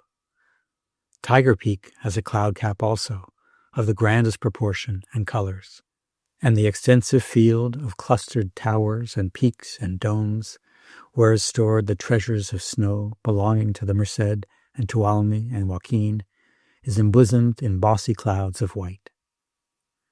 The Grand Sierra Cathedral is overshadowed like Sinai. Never before beheld such divine mingling of cloud and mountain. Had a delightful walk upon the north wall, ascended by a deep, narrow passage cut in the granite. Its borders are splendidly decorated with ferns and blooming shrubs. The most delicate of plantlets, in the gush and ardor of full bloom, in places called desolate and gloomy, where the dwarfed and crumpled pines are felled with hail and rocks in wintry snows. But as frail flowers of humankind are protected by the hand of God, blooming joyfully through a long, beautiful life in places and times that are strewn with the wrecks of the powerful and the great, so in these far mountains, where are the treasures of snow and storms, live in safety and innocence these sweet, tender children of the plants. Had looked long and well for Cassiope, but in all my long excursions failed to find its dwelling places, and began to fear that we would never meet, but had presentiment of finding it today. And as I passed the rock shelf, after reaching the great gathered heaps of everlasting snow, something seemed to whisper, Cassiope, Cassiope. That name was driven in upon me, as Calvinists say, and looking around, behold the long-looked-for mountain child. Farewell. I do not care to write much, because you seem so near.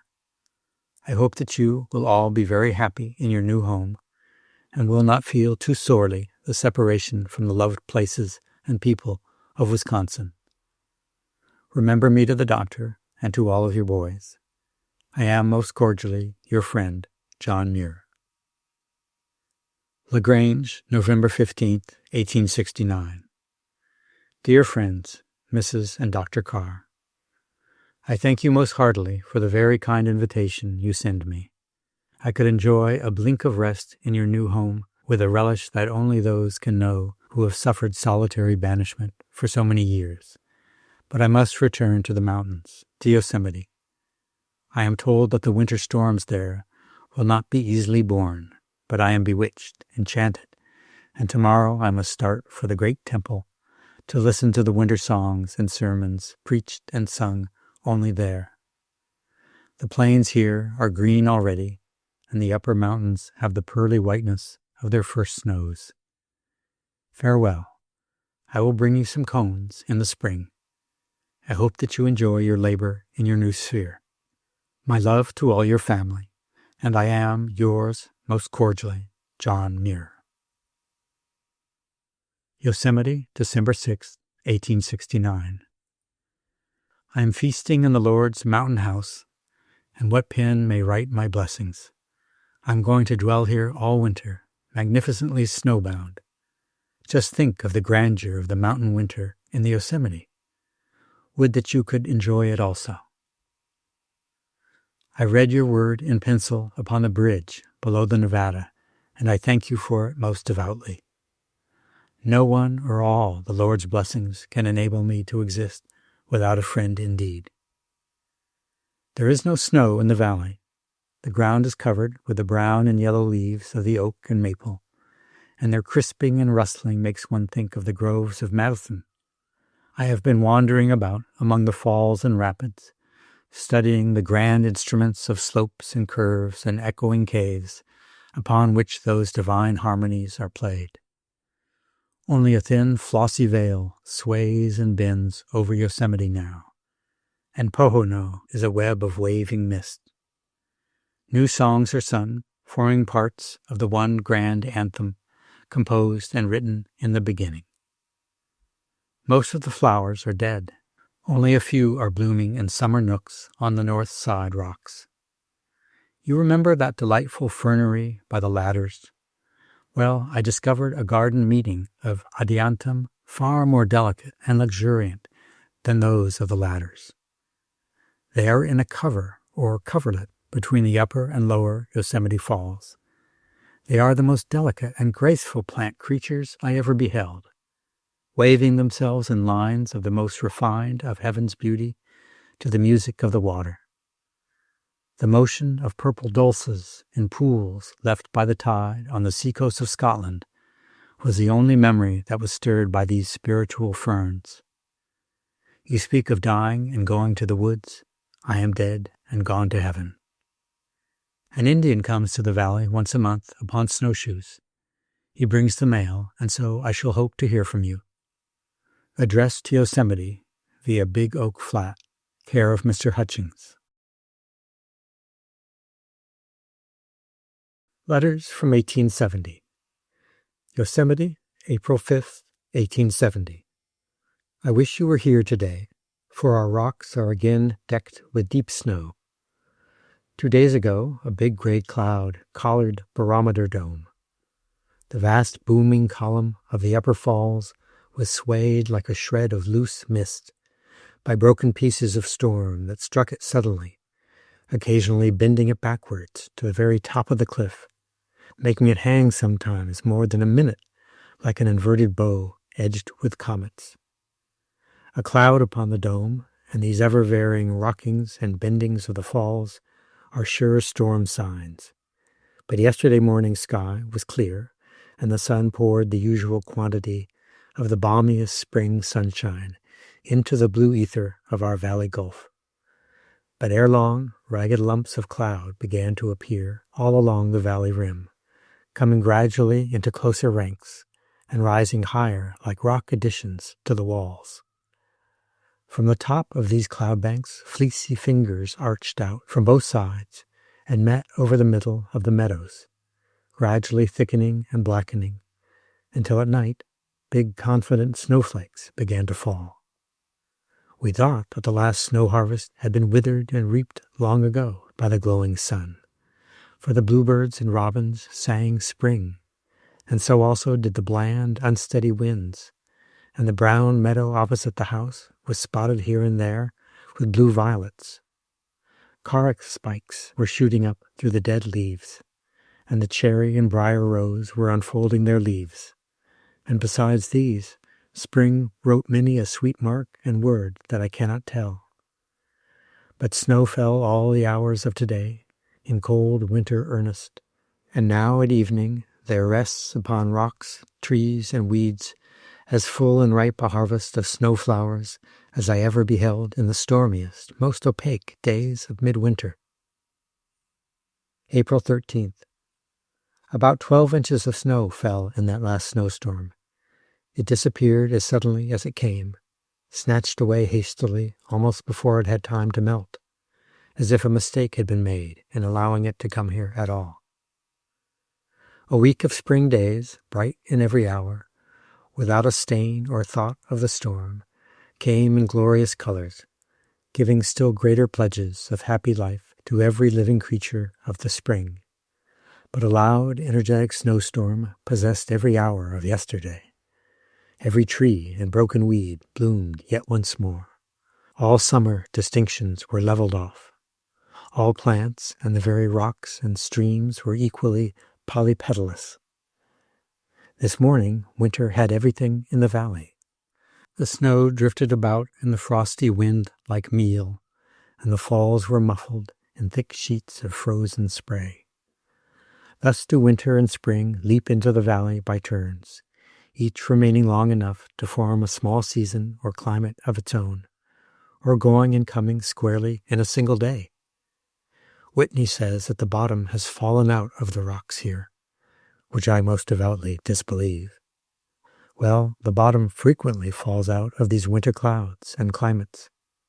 It is seldom that any long transition slant exists between dark and bright days in this narrow world of rocks. I know that you are enchanted with the April loveliness of your new home. You enjoyed the most precious kind of sunshine, and by this time flower patches cover the hills about Oakland like colored clouds. I would like to visit these broad, outspread blotches of social flowers that are so characteristic of your hills, but far rather would I see and feel the flowers that are now at Fountain Lake and the lakes of Madison. Mrs. Hutchings thought of sending you a bulb of the California lily by mail, but found it too large. She wished to be remembered to you. Your squirrel is very happy. She is a rare creature. I hope to see you and the doctor soon in the valley. I have a great deal to say to you, which I will not try to write. Remember me most cordially to the doctor and to Allie and all the boys. I am much obliged to you for those botanical notes, etc., and I am ever most cordially yours, John Muir. Here is a moss with a globular capsule and a squinted, cowl-shaped calyptra. Do you know it? Yosemite, May 17th, 1870. Our valley is just gushing, throbbing full of open, absorbable beauty, and I feel that I must tell you about it. I am lonely among my enjoyments. The valley is full of visitors, but I have no one to talk to. The season that is with us now is about what corresponds to full-fledged spring in Wisconsin. The oaks are in full leaf and have shoots long enough to bend over and move in the wind. The good old bracken is waist-high already, and almost all the rock ferns have their outermost fronds unrolled. Spring is in full power and is steadily reaching higher like a shadow, and will soon reach the topmost horizon of rocks. The buds of the poplar opened on the 19th of last month, those of the oaks on the 24th. May 1st was a fine, hopeful, healthful, cool, bright day, with plenty of the fragrance of new leaves and flowers, and of the music of bugs and birds. From the 5th to the 14th was extremely warm, the thermometer averaging about 85 degrees at noon in shade. Craggy banks of cumuli became common about Storm King and the Dome. Flowers came in troops. The upper snows melted very fast, raising the falls to their highest pitch of glory. The waters of the Yosemite Fall no longer float softly and downily like hanks of spent rockets, but shoot at once to the bottom with tremendous energy. There is at least 10 times the amount of water in the valley that there was when you were here. In crossing the valley, we had to sail in the boat. The river paid but little attention to its banks, flowing over the meadow in great river-like sheets. But last Sunday, 15th, was a dark day. The rich streams of heat and light were withheld. The thermometer fell suddenly to 35 degrees, and down among the verdant banks of new leaves and groves of half-open ferns and thick settlements of confident flowers came heavy snow in big blinding flakes, coming down with a steady gait and taking their places gracefully upon shrinking leaves and petals as if they were doing exactly right. The whole day was snowy and stormy like a piece of early winter. Snow fell also on the 16th. A good many of the ferns and delicate flowers are killed. There are about 50 visitors in the valley at present. When are you and the doctor coming? Mr. Hutchings has not yet returned from Washington, and so I will be here all summer. I have not heard from you since January. I had a letter the other day from Professor Butler. He has been glancing and twinkling about among the towns of all the states at a most unsubstantial velocity. Did you see the gold of the Joaquin Plains this spring? There is a later gold in October, which you must see. Remember me warmly to Dr. Carr and all the boys, and I remain always most cordially yours, John Muir. Yosemite via Big Oak Flat. Yosemite, Sunday, May 29th, 1870. I received your apology 2 days ago, and ran my eyes hastily over it 3 or 4 lines at a time to find the place that would say you were coming. But you fear that you cannot come at all, and only hope that the doctor may. But I shall continue to look for you nevertheless. The Chicago party you speak of were here and away again before your letter arrived.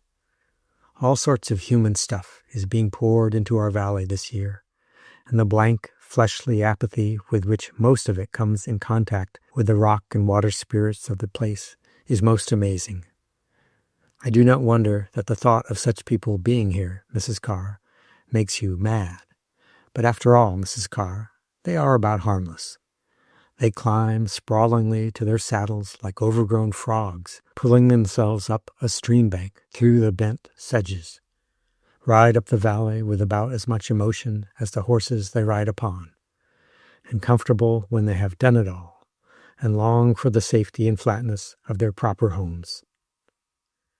In your first letter to the valley, you complained of the desecrating influences of the fashionable hordes about to visit here, and say that you mean to come only once more, and into the beyond. I am pretty sure that you are wrong in saying and feeling so, for the tide of visitors will float slowly about the bottom of the valley, as a harmless scum, collecting in hotel and saloon eddies, leaving the rocks and falls eloquent as ever, and instinct with imperishable beauty and greatness. And recollect that the top of the valley is more than halfway to real heaven, and the Lord has many mansions away in the Sierra, equal in power and glory to Yosemite, though not quite so open. And I venture to say that you will yet see the valley many times, both in and out of the body. I am glad you are going to the coast mountains to sleep on Angelo, ere this. I am sure that you will be lifted above all the effects of your material work. There is a precious natural charm in sleeping under the open, starry sky. You will have a very perfect view of the Joaquin Valley and the snowy, pearly wall of the Sierra Nevada. I lay for weeks last summer upon a bed of pine leaves at the edge of a gentian meadow in full view of Mount Dana. Mrs. Hutchings says that the lily bulbs were so far advanced in their growth when she dug some to send you that they could not be packed without being broken. But I'm going to be here all summer, and I know where the grandest plantation of these lilies grow, and I will box up as many of them as you wish, together with as many other Yosemite things as you may ask for, and send them out to you before the pack train makes its last trip. I know the spirea you speak of. It is abundant all around the top of the valley and on the rocks at Lake Tenaya, and reaches almost to the very summit about Mount Dana. There is also a purple one, very abundant on the fringe meadows of Yosemite Creek, a mile or 2 back from the brink of the falls. Of course, it will be a source of keen pleasure to me to procure you anything you may desire. I should like to see that ground again. I saw some in Cuba, but they did not exceed 25 or 30 feet in height. I have thought of a walk in the wild gardens of Honolulu, and now that you speak of my going there, it becomes very probable, as you seem to understand me better than I do myself. I have no square idea about the time I shall get myself away from here. I shall at least stay till you come. I fear that the agave will be in the spirit world ere that time. You say that I ought to have such a place as you saw in the gardens of that 1.5 miles of climate. Well, I think those lemon and orange groves would do, perhaps, to make a living, but for a garden I should not have anything less than a piece of pure nature. I was reading Thoreau's Maine Woods a short time ago. As described by him, these woods are exactly like those of Canada West. How I long to meet Linnea and Chiogenes hispidula once more.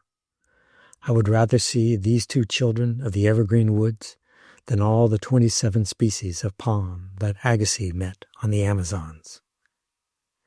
These summer days go on calmly and evenly.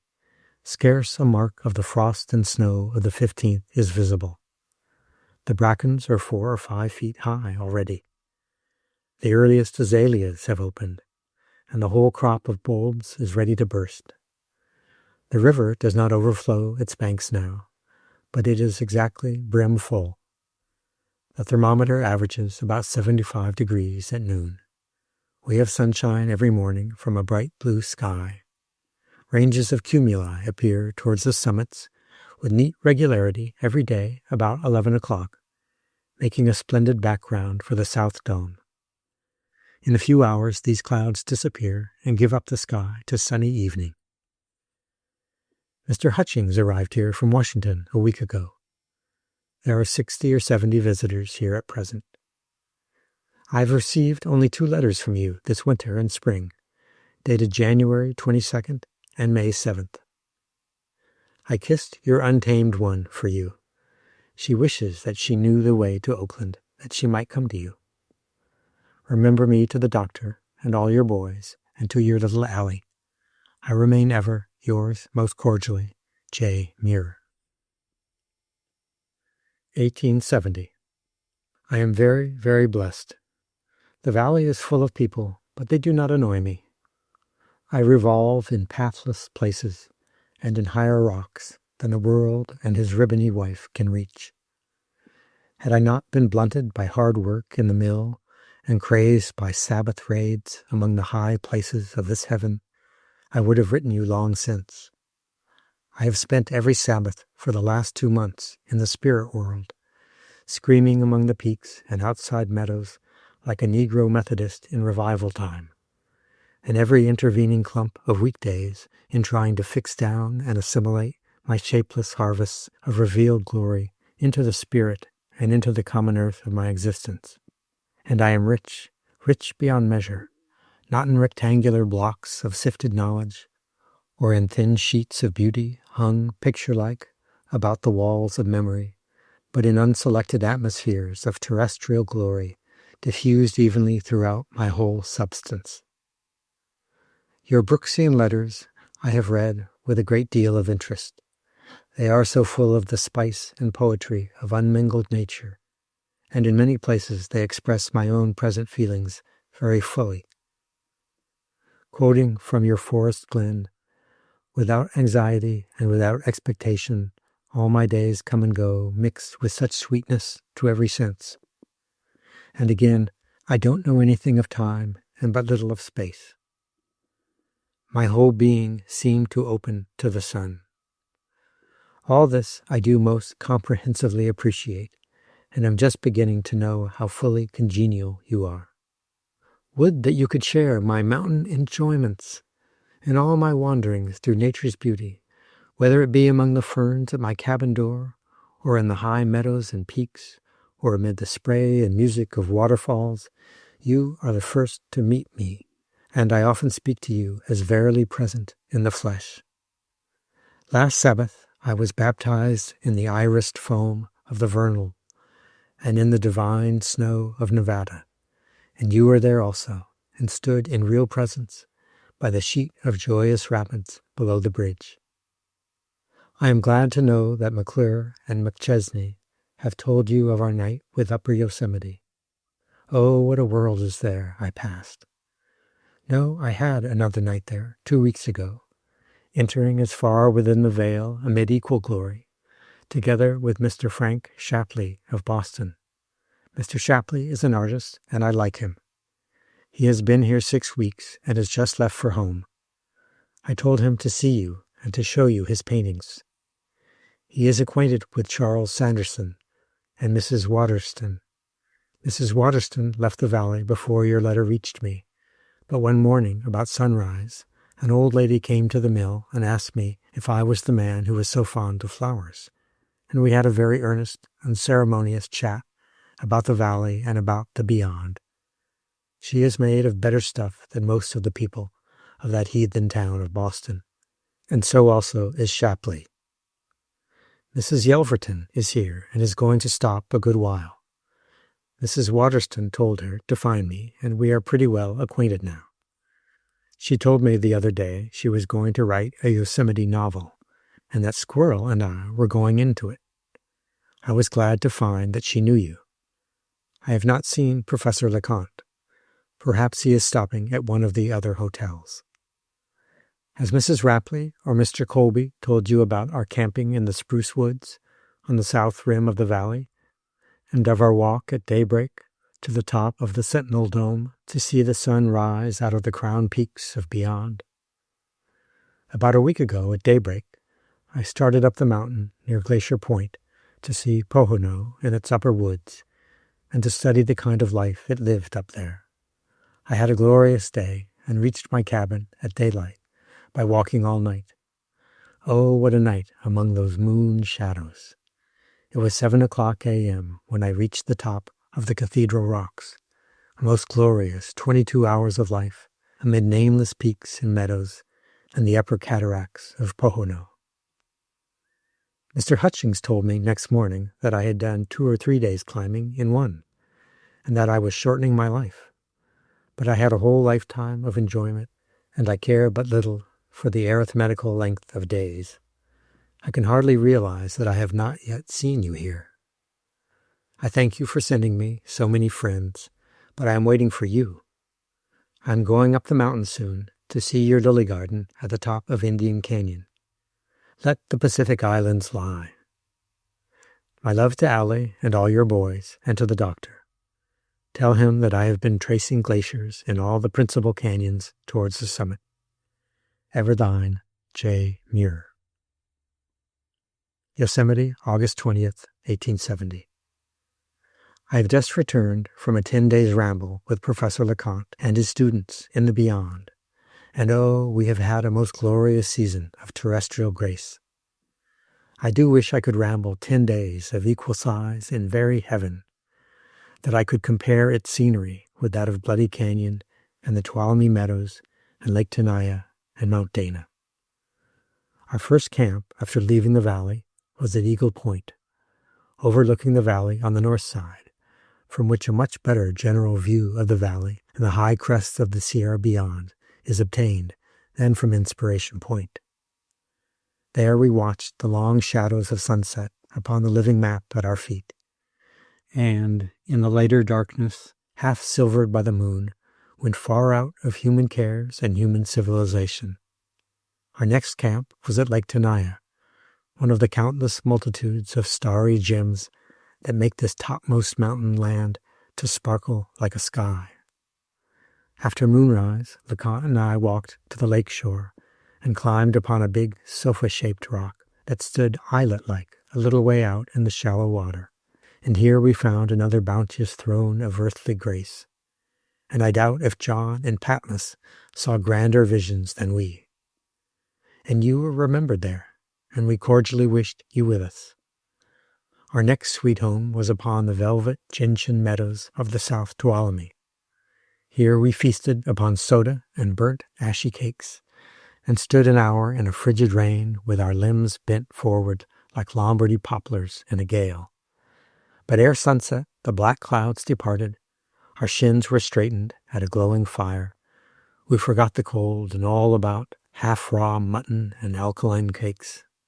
The grossest of our earthly coils was shaken off, and ere the last slant sunbeams left the dripping meadow and spiry mountain peaks, we were again in the third alpine heaven, and saw and heard things equal in glory to the purest and best of Yosemite itself. Our next camp was beneath a big gray rock at the foot of Mount Dana. Here we had another rainstorm, which drove us beneath our rock, where we lay in complicated confusion, our 40 limbs woven into a knotty piece of tissue compact as felt. Next day we worshipped upon high places, on the brown cone of Dana, and returned to our rock. Next day walked among the flowers and cascades of Bloody Canyon, and camped at the lake. Rode next day to the volcanic cone nearest to the lake, and bade farewell to the party, and climbed to the highest crater in the whole range south of the Mono Lake. Well, I shall not try to tell you anything, as it is unnecessary. Professor LeConte, whose company I enjoyed exceedingly, will tell you all. Ask him in particular to tell you about our camp meeting on the Tenaya Rock. I will send you a few choice mountain plant children by Mrs. Yelverton. If there is anything in particular that you want, let me know. Mrs. Yelverton will not leave the valley for some weeks, and you have time to write. I am, ever your friend, J. Muir. Tuolumne River, 2 miles below LaGrange, November 4th, 1870. Yours of October 2nd reached me a few days since. The Amazon and Andes have been in all my thoughts for many years, and I am sure that I shall meet them some day ere I die, or become settled and civilized and useful. I am obliged to you for all this information. I have studied many paths and plans for the interior of South America, but none so easy and sure ever appeared as this of your letter. I thought of landing at Guayaquil and crossing the mountains to the Amazon, floating to Para, subsisting on berries and quinine, but to steam along the palmy shores with company and comforts is perhaps more practical, though not so pleasant. Hawthorne says that steam spiritualizes travel, but I think that it squarely degrades and materializes travel. However, flies and fevers have to be considered in this case. I am glad that Ned has gone. The woods of the Purus will be a grand place for the growth of men. It must be that I am going soon, for you have shown me the way. People say that my wanderings are very mazy and methodless, but they are all known to you in some way before I think of them. You are a prophet in the concerns of my little outside life. And pray, what says the Spirit about my final escape from Yosemite? You saw me at these rock altars years ago, and I think I shall remain among them until you take me away. I reached this place last month by following the Merced out of the valley and through all its canyons to the plains above Snelling, a most glorious walk. I intended returning to the valley ere this, but Mr. Delaney, the man with whom I am stopping at present, would not allow me to leave before I had plowed his field, and so I will not be likely to see Yosemite again before January, when I shall have a grand journey over the snow. Mrs. Yelverton told me before I started upon my river explorations that she would likely be in Oakland in 2 weeks, and so I made up a package for you of lily bulbs, cones, ferns, etc. But she wrote me a few days ago that she was still in the valley. I find that a portion of my specimens collected in the last 2 years and left at this place and Hopeton were not very well cared for, and I have concluded to send them to you. I will ship them in a few days by express, and I will be down myself perhaps in about a year. If there is anything in these specimens that the doctor can make use of in his lectures, tell him to do so freely, of course. The purple of these plains and of this whole round sky is very impressively glorious after a year in the deep rocks. People all throughout this section are beginning to hear of Dr. Carr. He accomplishes a wonderful amount of work. My love to Allie and to the doctor, and I am ever most cordially yours, John Muir. Addressed to Snelling for the next few months. Letters from 1871. Yosemite, 1871.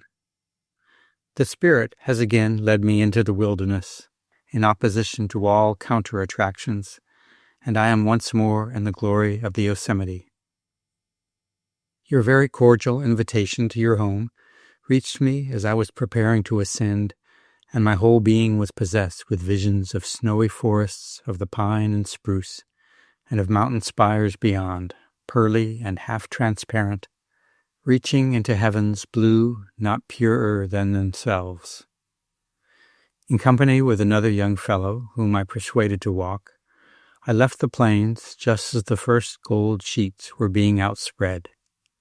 My first plan was to follow the Tuolumne upward as I had followed the Merced downward, and, after reaching the Hetchatchee Valley, which has about the same altitude as Yosemite, and spending a week or so in sketching and examining its falls and rocks, to cross the high mountains, past the west end of the Hoffman Range, and go down into Yosemite by Indian Canyon, passing thus a glorious month with the mountains, and all their snows and crystal brightness, and all the nameless glories of their magnificent winter. But my plan went aglee. I lost a week's sleep by the pain of a sore hand, and I became unconfident in my strength when measured against weeks of wading in snow up to my neck. Therefore, I reluctantly concluded to push directly for the valley and Tamarack. Our journey was just a week in length, including 1 day of rest in the Crane's Flat cabin. Some of our nights were cold, and we were hungry once or twice. We crossed the snow line on the flank of Pilot Peak Ridge, 6 or 8 miles below Crane's Flat. From Crane's Flat to brim of the valley, the snow was about 5 feet in depth, and as it was not frozen or compacted in any way, we of course had a splendid season of wading. I wish that you could have seen the edge of the snow cloud, which hovered, oh so soothingly, down to the grand Pilot Peak brows, discharging its heaven-begotten snows with such unmistakable gentleness, and moving perhaps with conscious love from pine to pine, as if bestowing separate and independent blessings upon each. In a few hours we climbed under and into this glorious storm cloud. What a harvest of crystal flowers, and what wind songs were gathered from the spiry firs and the long fringy arms of the Lambert pine. We could not see far before us in the storm, which lasted until some time in the night, but as I was familiar with the general map of the mountain, we had no difficulty in finding our way. Crane's Flat cabin was buried, and we had to grope about for the door. After making a fire with some cedar rails, I went out to watch the coming on of the darkness, which was most impressively sublime. Next morning was every way the purest creation I ever beheld. The little flat, spot-like in the massive spiring woods, was in splendid vesture of universal white, upon which the grand forest edge was minutely repeated and covered with a close sheet of snow flowers. Some mosses grow luxuriantly upon the dead generations of their own species. The common snowflowers belong to the sky, and in storms are blown about like ripe petals in an orchard.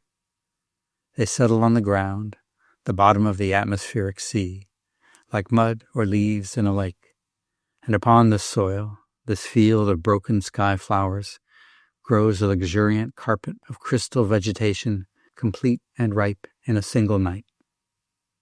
I never before knew that these mountain snow plants were so variable and abundant, forming such bushy clumps and thickets and palmy, ferny groves. Wading waist-deep, I had a fine opportunity for observing them, but they shrink from human breath, not the only flowers which do so, evidently not made for man. Neither the flowers composing the snow, which came drifting down to us broken and dead, nor the more beautiful crystals which vegetate upon them. A great many storms have come to these mountains since I passed them, and they can hardly be less than 10 feet. At the altitude of Tamarack, still more. The weather here is balmy now, and the falls are glorious. 3 weeks ago, the thermometer at sunrise stood at 12 degrees. I have repaired the mill and dam, and the stream is in no danger of drying up, and is more dammed than ever. Today has been cloudy and rainy. Tissiack and Star King are grandly dipped in white cloud. I sent you my plants by express.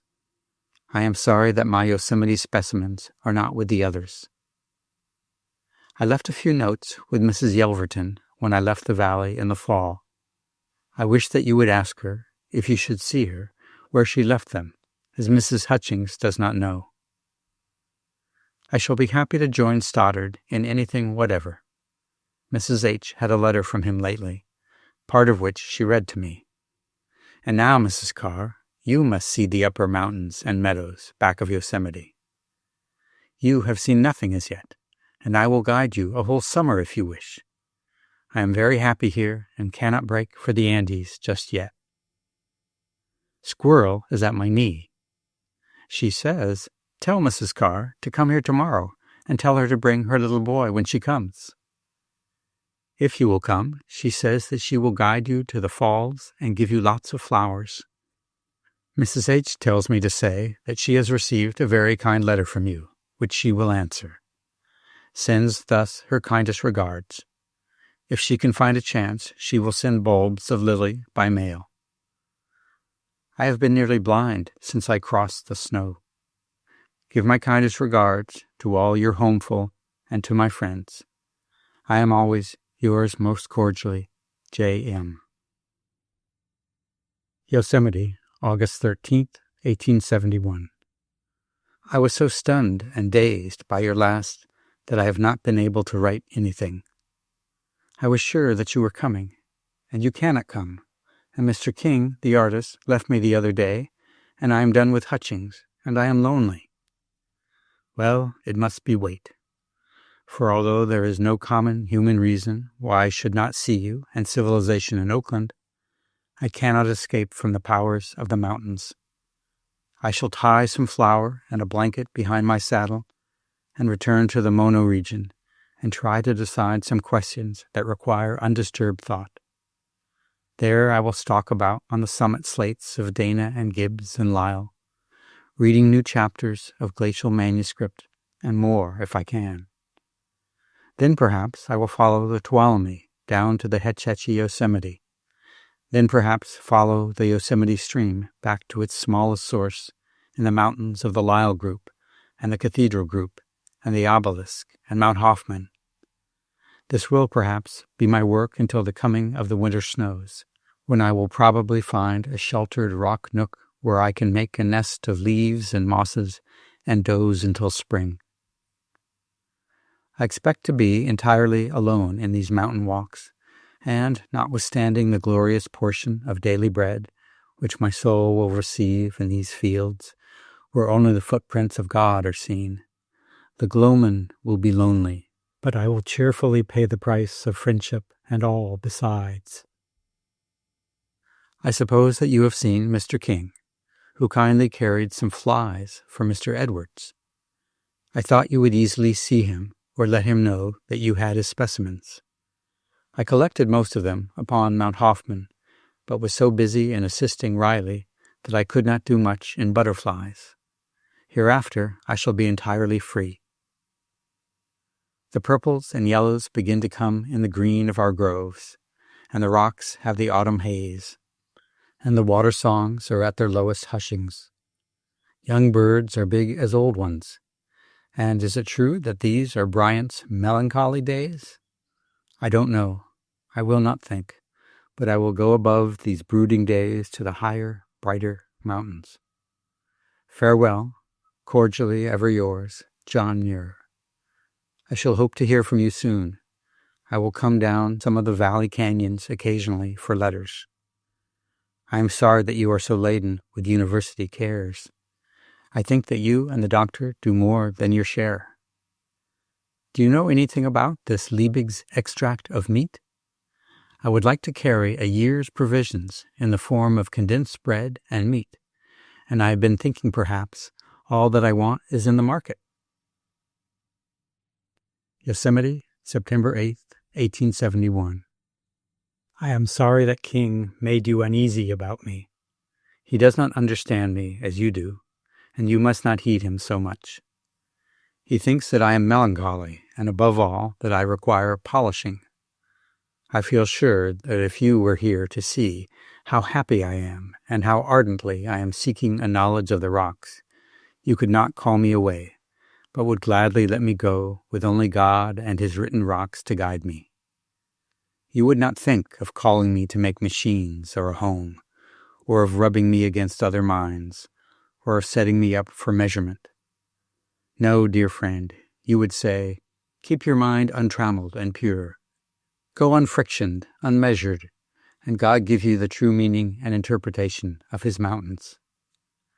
You know that for the last 3 years I have been ploddingly making observations about this valley and the high mountain region to the east of it, drifting broodingly about and taking in every natural lesson that I was fitted to absorb. In particular, the great valley has always kept a place in my mind. What tools did he use?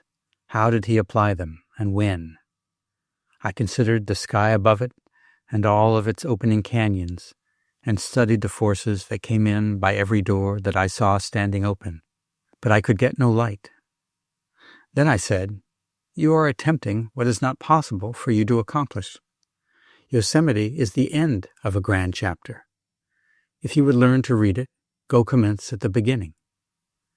Then I went above to the alphabet valleys of the summits, comparing canyon with canyon, with all their varieties of rock structure and cleavage, and the comparative size and slope of the glaciers and waters which they contained. Also the grand congregations of rock creations was present to me, and I studied their forms and sculpture. I soon had a key to every Yosemite rock and perpendicular and sloping wall. The grandeur of these forces and their glorious results overpower me and inhabit my whole being. Waking or sleeping, I have no rest. In dreams, I read blurred sheets of glacial writing, or follow lines of cleavage, or struggle with the difficulties of some extraordinary rock form.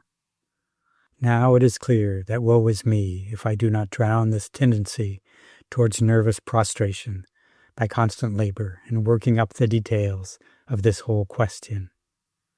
I have been down from the upper rocks only 3 days, and am hungry for exercise already. Professor Runkle, president of the Boston Institute of Technology, was here last week, and I preached my glacial theory to him for 5 days, taking him into the canyon of the valley and up among the grand glacier wombs and pathways of the summit. He was fully convinced of the truth of my readings, and urged me to write out the glacial system of Yosemite and its tributaries for the Boston Academy of Science. I told him that I meant to write my thoughts for my own use, and that I would send him the manuscript, and if he and his wise scientific brothers thought it of sufficient interest, they might publish it. He is going to send me some instruments, and I mean to go over all the glacier basins carefully, working until driven down by the snow. In winter, I can make my drawings and maps and write out notes. So you see that for a year or 2, I will be very busy. I have settled with Hutchings and have no dealings with him now. I think that next spring I will have to guide a month or 2 for pocket money, although I do not like the work. I suppose I might live for 1 or 2 seasons without work. I have $500 here, and I have been sending home money to my sisters and brothers, perhaps about $1,200 or $1,500, and a man in Canada owes me $300 or $400 more, which I suppose I could get if I was in need. But you know that the Scotch do not like to spend their last dollar. Some of my friends are badgering me to write for some of the magazines, and I am almost tempted to try it. Only I am afraid that this would distract my mind from my work more than the distasteful and depressing labor of the mill or of guiding. What do you think about it? Suppose I should give some of the journals my first thoughts about this glacier work as I go along, and afterwards gather them and press them for the Boston Wise. Or will it be better to hold work and say it all at a breath? You see how practical I have become and how fully I have burdened you with my little affairs. Perhaps you will ask, what plan are you going to pursue in your work? Well, here it is, the only book I ever have invented. First, I will describe each glacier with its tributaries separately, then describe the rocks and hills and mountains over which they have flowed, or past which they have flowed, endeavoring to prove that all of the various forms which those rocks now have are the necessary result of the ice action in connection with their structure and cleavage, etc. Also the different kinds of canyons and lake basins and meadows which they have made. Then, armed with this data, I will come down to the Yosemite, where all my ice has come, and prove that each dome and brow and wall, and every grace and spire and brother is the necessary result of the delicately balanced blows of well-directed and combined glaciers against the parent rocks which contained them, only thinly carved and molded in some instances by the subsequent action of water, etc. Libby sent me Tyndall's new book, and I have looked hastily over it. It is an alpine mixture of very pleasant taste, and I wish I could enjoy reading and talking it with you. I expect Mrs. H. will accompany her husband to the East this winter, and there will not be one left with whom I can exchange a thought. Mrs. H. is going to leave me out all the books I want, and Runkle is going to send me Darwin. These, with my notes and maps, will fill my winter hours, if my eyes do not fail. And now that you see my whole position, I think that you would not call me to the excitements and distracting novelties of civilization. The bread question is very troublesome. I will eat anything you think will suit me. Send up either by express to Big Oak Flat or by any other chance, and I will remit the money required in any way you like. My love to all, and more thanks than I can write for your constant kindness. Letters from 1872. Yosemite Valley, February 13th, 1872.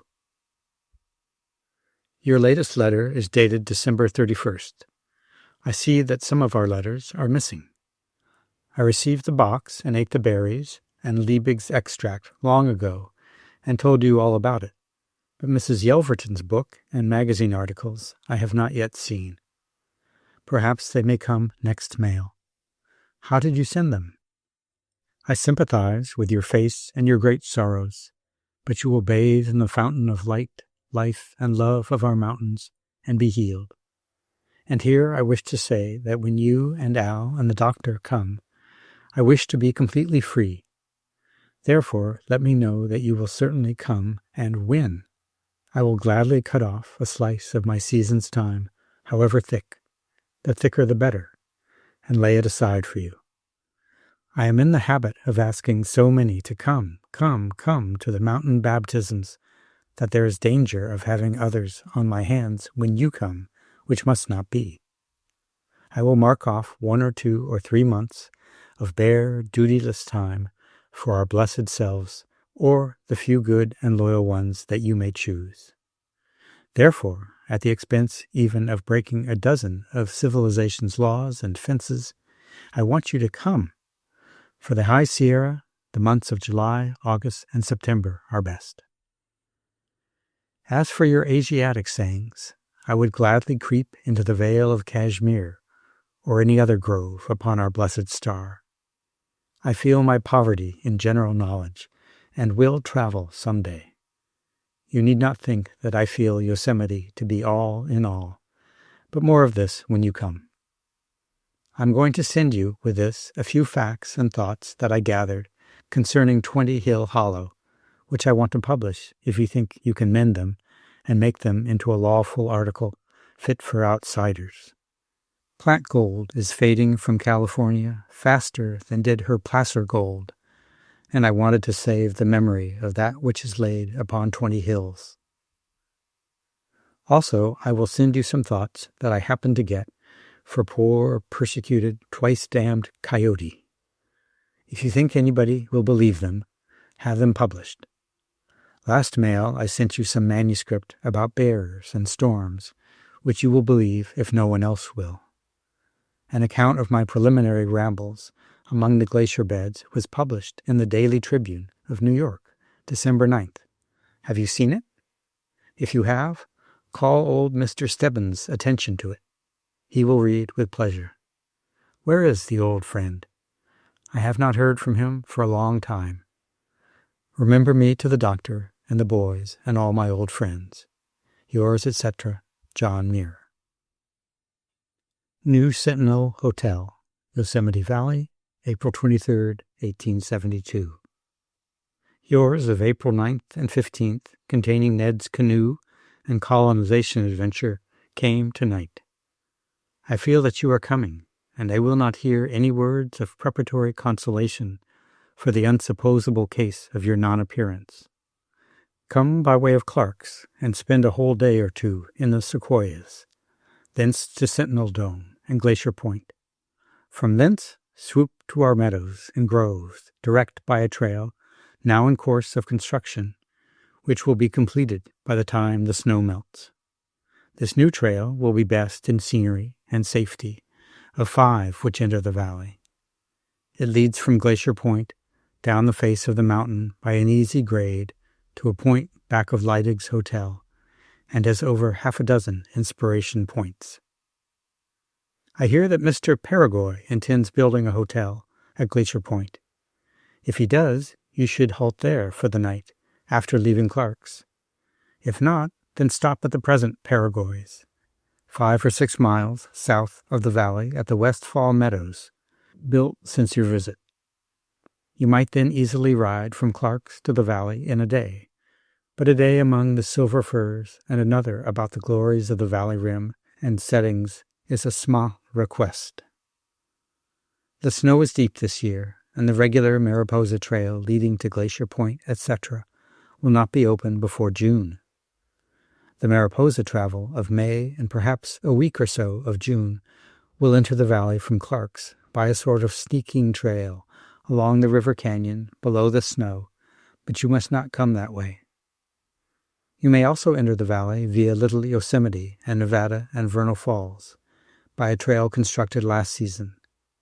Also by Indian Falls on the north side of the valley by a trail now nearly completed. This last is a noble entrance, but perhaps not equal to the first. Whatever way you come, we will travel all those up and down, and bear in mind that you must go among the summits in July or August. Bring no friends that will not go to these fountains beyond, or are uncast-offable. Calm thinkers, like your doctor, who first led me with science, and Leconte, are the kinds of souls fit for the formation of human clouds adapted to this mountain sky. Nevertheless, I will rejoice beyond measure, though you come as a comet, tailed by a whole misty town. Ned is a brave fellow. God bless him unspeakably, and feed him with his own South American self. I shall be most happy to know your doggets, or anything that you call dear. Good night, and love to all. I have not seen any of my Tribune letters, though I have written 5 or 6. Send copy if you can. J. Muir. 1872. Beginning of letter missing. Farewell. I'm glad you are to get your Ned again. The fever will soon cool out from his veins in the breath of California. The valley is full of sun, but glorious sierras are piled above the South Dome and Star King. I mean the bossy cumuli that are daily upheaved at this season, making a cloud period yet grander than the rock sculpturing, Yosemite-making, forest-planting glacial period. Yesterday we had our first midday shower. The pines waved gloriously at its approach. The woodpeckers beat about as if alarmed, but the hummingbird moths thought the cloud shadows belonged to evening and came down to eat among the mints. All the fire and rocks of Star King where bathily dripped before. 1872. Beginning of letter missing. They will go on mono-word for Tahoe. I mean to set some stakes in a dozen glaciers and gather some arithmetic for clothing my thoughts. I hope he will not allow old H or his picture agent, Houseworth, to so gobble and bewool poor Agassiz that I will not see him. Remember me always to the doctor and the boys and to Mrs. Moore, and I am ever yours, John Muir. I will return to the valley in about a week if I don't get over deep in a crevasse. Later. Yours of Monday evening has just come. I am glad your boy is so soon to feel mother home and its blessings. I hope to meet Tori, although I will push iceward as before, but may get back in time. I will enjoy Agassiz and Tyndall even more. I'm sorry for poor Stoddard. Tell him to come. I'll see Mrs. H. perhaps this evening and deliver your message. Farewell. New Sentinel Hotel, Yosemite Valley, May 31st, 1872. Yours announcing the Joaquin and the Doggets and more is here. I care not when you come, so that you come calm and timeful. I will try to compel myself down to you in August, but these years and ages among snows and rocks have made me far more unfit for the usages of civilization than you appreciate. My nerves strings shrink at the prospect, even at this distance. But if, by diving to that slimy town sea bottom, I can touch Huxley and Tyndall, and mount again with you to calm months in the Sierras, I will draw a long breath and splash into your fearful muds. I would rather have you in September and October than at any other time, but a few weeks of this white water would be very glorious. Merrill Moores, who was with me in Wisconsin and at your Madison home, will be here soon to spend a good big block of a while with me. Why can't you let Allie join him? For the last week our valley has been a lake, and my shanty is in flood. But the walls about us are white this morning with snow, which has checked the free life of our torrents, and the meadows will soon be walkable again. The snow fell last night and this morning. The falls will sing loud and long this year, and the mountains are fat in thick snow that the sun will find hard to fry. Midnight. Oh, Mrs. Carr, that you could be here to mingle in this night moon glory. I am in the upper Yosemite Falls, and can hardly calm to write. But from my thick baptism an hour ago, you have been so present that I must try to fix you a written thought. In the afternoon I came up the mountain here with a blanket and a piece of bread to spend the night in prayer among the spouts of the fall. But now what can I say more than wish again that you might expose your soul to the rays of this heaven? Silver from the moon illumines this glorious creation, which we term falls, and has laid a magnificent double prismatic bow at its base. The tissue of the falls is delicately filmed on the outside like the substance of spent clouds, and the stars shine dimly through it. In the solid shafted body of the falls is a vast number of passing caves, black and deep, with close white convolving spray for sills and shooting comet shoots above and down their sides like lime crystals in the cave. And every atom of the magnificent being, from the thin silvery crest that does not dim the stars, to the inner arrowy hardened shafts that strike onward like thunderbolts in sound and energy, all is life and spirit. Every bolt and spray feels the hand of God. Oh, the music that is blessing me now! The sun of last week has given the grandest notes of all the yearly anthem, and they echo in every fiber of me. I said that I was going to stop here until morning and pray a whole blessed night with the falls and the moon, but I am too wet and must go down. An hour or two ago I went out somehow on a little seam that extends along the wall behind the falls.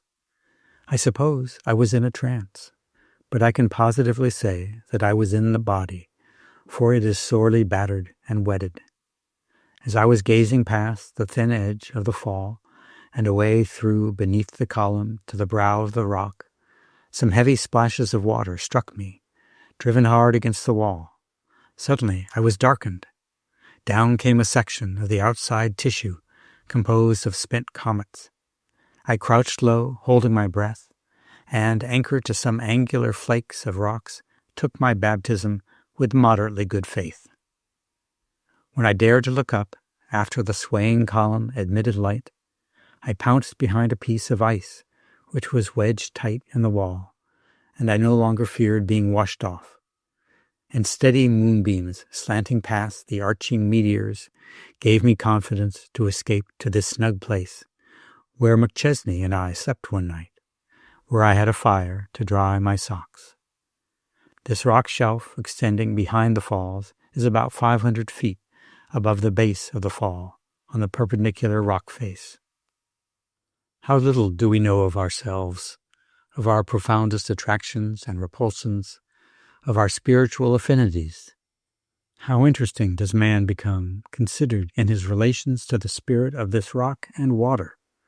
How significant does every atom of our world become, amid the influences of those beings unseen, spiritual, angelic mountaineers that so throng these pure mansions of crystal foam and purple granite. I cannot refrain from speaking to this little bush at my side, and to the spray drops that come to my paper, and to the individual sands of the slope I am sitting upon. Ruskin says that the idea of foulness is essentially connected with what he calls dead, unorganized matter. How cordially I disbelieve him tonight. And were he to dwell a while among the powers of these mountains, he would forget all dictionary differences between the clean and the unclean, and he would lose all memory and meaning of the diabolical, sin-begotten term, foulness. Well, I must go down.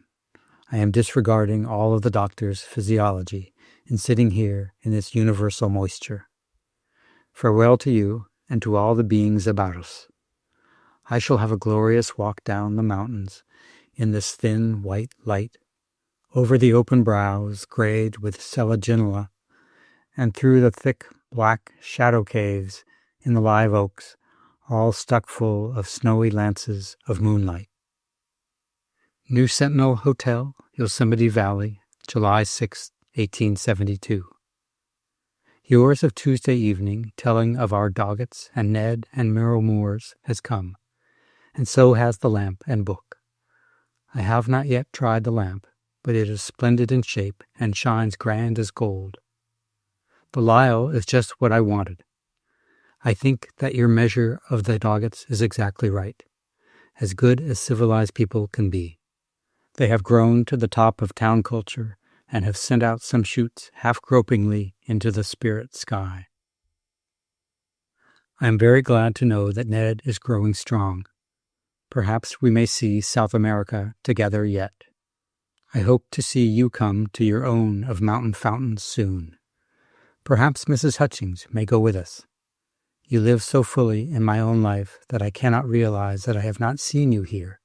A year or two of waiting seems nothing. Possibly I may be down on your coast this fall or next, for I want to see what relations the coast and coast mountains have to the Sierras. Also, I want to go north and south along the range, and then among the basins and ranges eastward. My subject is expanding at a most unfollowable pace. I could write something with data already harvested, but I am not satisfied. I have just returned from Hetch Hetchy with Mrs. Moore. Of course, we had a glory and a fun, the two articles in about parallel columns of equal size. Meadows grassed and lilies head high, spangled river reaches and currentless pools, cascades countless and unpaintable in form and whiteness, groves that heaven all the valley. You were with us in all our joy, and you will come again. I am a little weary and half inclined to truantism from mobs, however blessed, in some unfindable grove. I start in a few minutes for Cloud's Rest, with Mr. and Mrs. Moore. I like Mrs. Moore and Mr. first rate. My love to the doctor and all the boys. I hope for Merrill daily. I am, ever your friend, J. Muir. New Sentinel Hotel, Yosemite, July 14th, 1872. Yours announcing Dr. Gray is received. I have great longing for Gray, whom I feel to be a great, progressive, unlimited man, like Darwin and Huxley and Tyndall. I will be most glad to meet him. You are unweariable in your kindness to me, and you helm my fate more than all the world beside. I am approaching a kind of fruiting time in this mountain work, and I want very much to see you. All say right, but I don't know how or what, and besides I want to see north and south, and the Midland basins, and the seacoast, and all the lake basins, and the canyons, also the Alps of every country, and the continental glaciers of Greenland, before I write the book we have been speaking of. And all this will require a dozen years or 20, and money. The question is, what will I write now, etc. I have learned the alphabet of ice and mountain structure here, and I think I can read fast in other countries.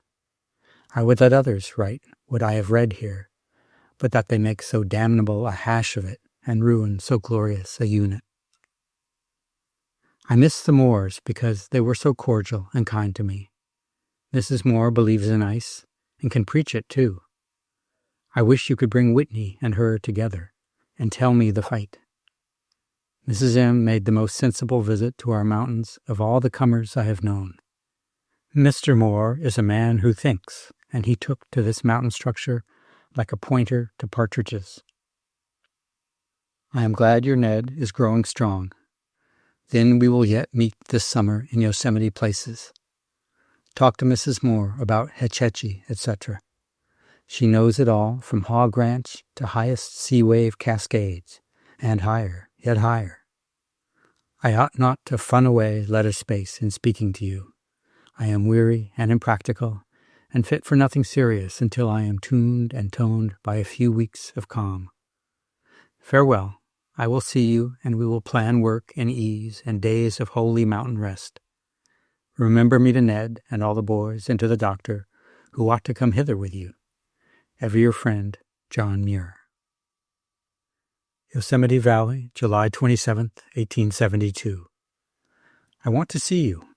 I want to speak about my studies, which are growing broader and spreading away to all countries without any clear horizon anywhere. I will go over all this Yosemite region this fall and write it up in some form or other. Will you be here to accompany me in my easier excursions? I have a good horse for you, and will get a tub and plenty of meal and tea, and you will keep house in very old style, and you can bring whom you please. I've had a very noble time with Gray, who, though brooded and breaded by Hutchings, gave most of his time to me. I was sorry that his time was so meanly measured and bounded. He is a most cordial lover of purity and truth, but the angular factiness of his pursuits has kept him at too cold a distance from the spirit world. I know that Mrs. Moore has given you ice in abundance, though even Yosemite glaciers might melt in the warmth of her laughter and sunshine. She handles glacier periods like an Agassiz, and has discovered a Hetch Hetchy period that is her own. Don't you believe all she tells you about the walk and the dark and the dust of Indian Canyon. I want to get Doggett's address. I will begin my long mountain excursion soon, for the snow is mostly gone from the high meadows. I have been guiding a few parties and will take a few more if they are of the right kind. But I want my mind kept free and sensitive to all influences excepting human business. I need to talk with you more than ever before. Mrs. Hutchings is always kind to me, and the clearness of her views on all spiritual things is very extraordinary. She appreciates your friendship very keenly, and I am glad to think you will soon know each other better. Her little Casey, Gertrude, is as pure a piece of sunbeam as ever was condensed to human form. Hoping that Ned will be able to come here to the mountain waters for perfect healing, and that you will also find leisure for the satisfying of your thirst for beauty. I remain ever your friend, John Muir. My love to Doctor and all the boys. Yosemite Valley, August 5th, 1872. Your letter telling me to catch my best glacier birds and come to you and the coast mountains only makes me the more anxious to see you. And if you cannot come up, I will have to come down, if only for a talk. My birds are flying everywhere, into all mountains and plains, of all climes and times, and some are ducks in the sea, and I scarce know what to do about it. I must see the coast ranges and the coast, but I was thinking that a month or so might answer for the present, and then, instead of spending the winter in town, I would hide in Yosemite and write. Or I thought I would pack up some meal and dried plums to some deep, wind-sheltered canyon back among the glaciers of the summits, and write there and be ready to catch any whisper of ice and snow in these highest storms. You anticipate all the bends and falls and rapids and cascades of my mountain life, and I know that you say truly about my companions being those who live with me in the same sky, whether in reach of hand or only of spiritual contact, which is the most real contact of all. I am learning to live close to the lives of my friends without ever seeing them. No miles of any measurement can separate your soul from mine. Part of letter missing. The valley was vouchsafed a single drop. After the splendid blessing, the afternoon was veiled in calm clouds, and one of intensely beautiful pattern and gorgeously irised was stationed over Eagle Rock at the sunset. Farewell, I'll see you with my common eyes and touch you with these very writing fingers ere long. Remember me cordially to Mrs. Moore and Mr. and all your family, and I am, as ever, your friend, John Muir. Yosemite Valley, September 13th, 1872.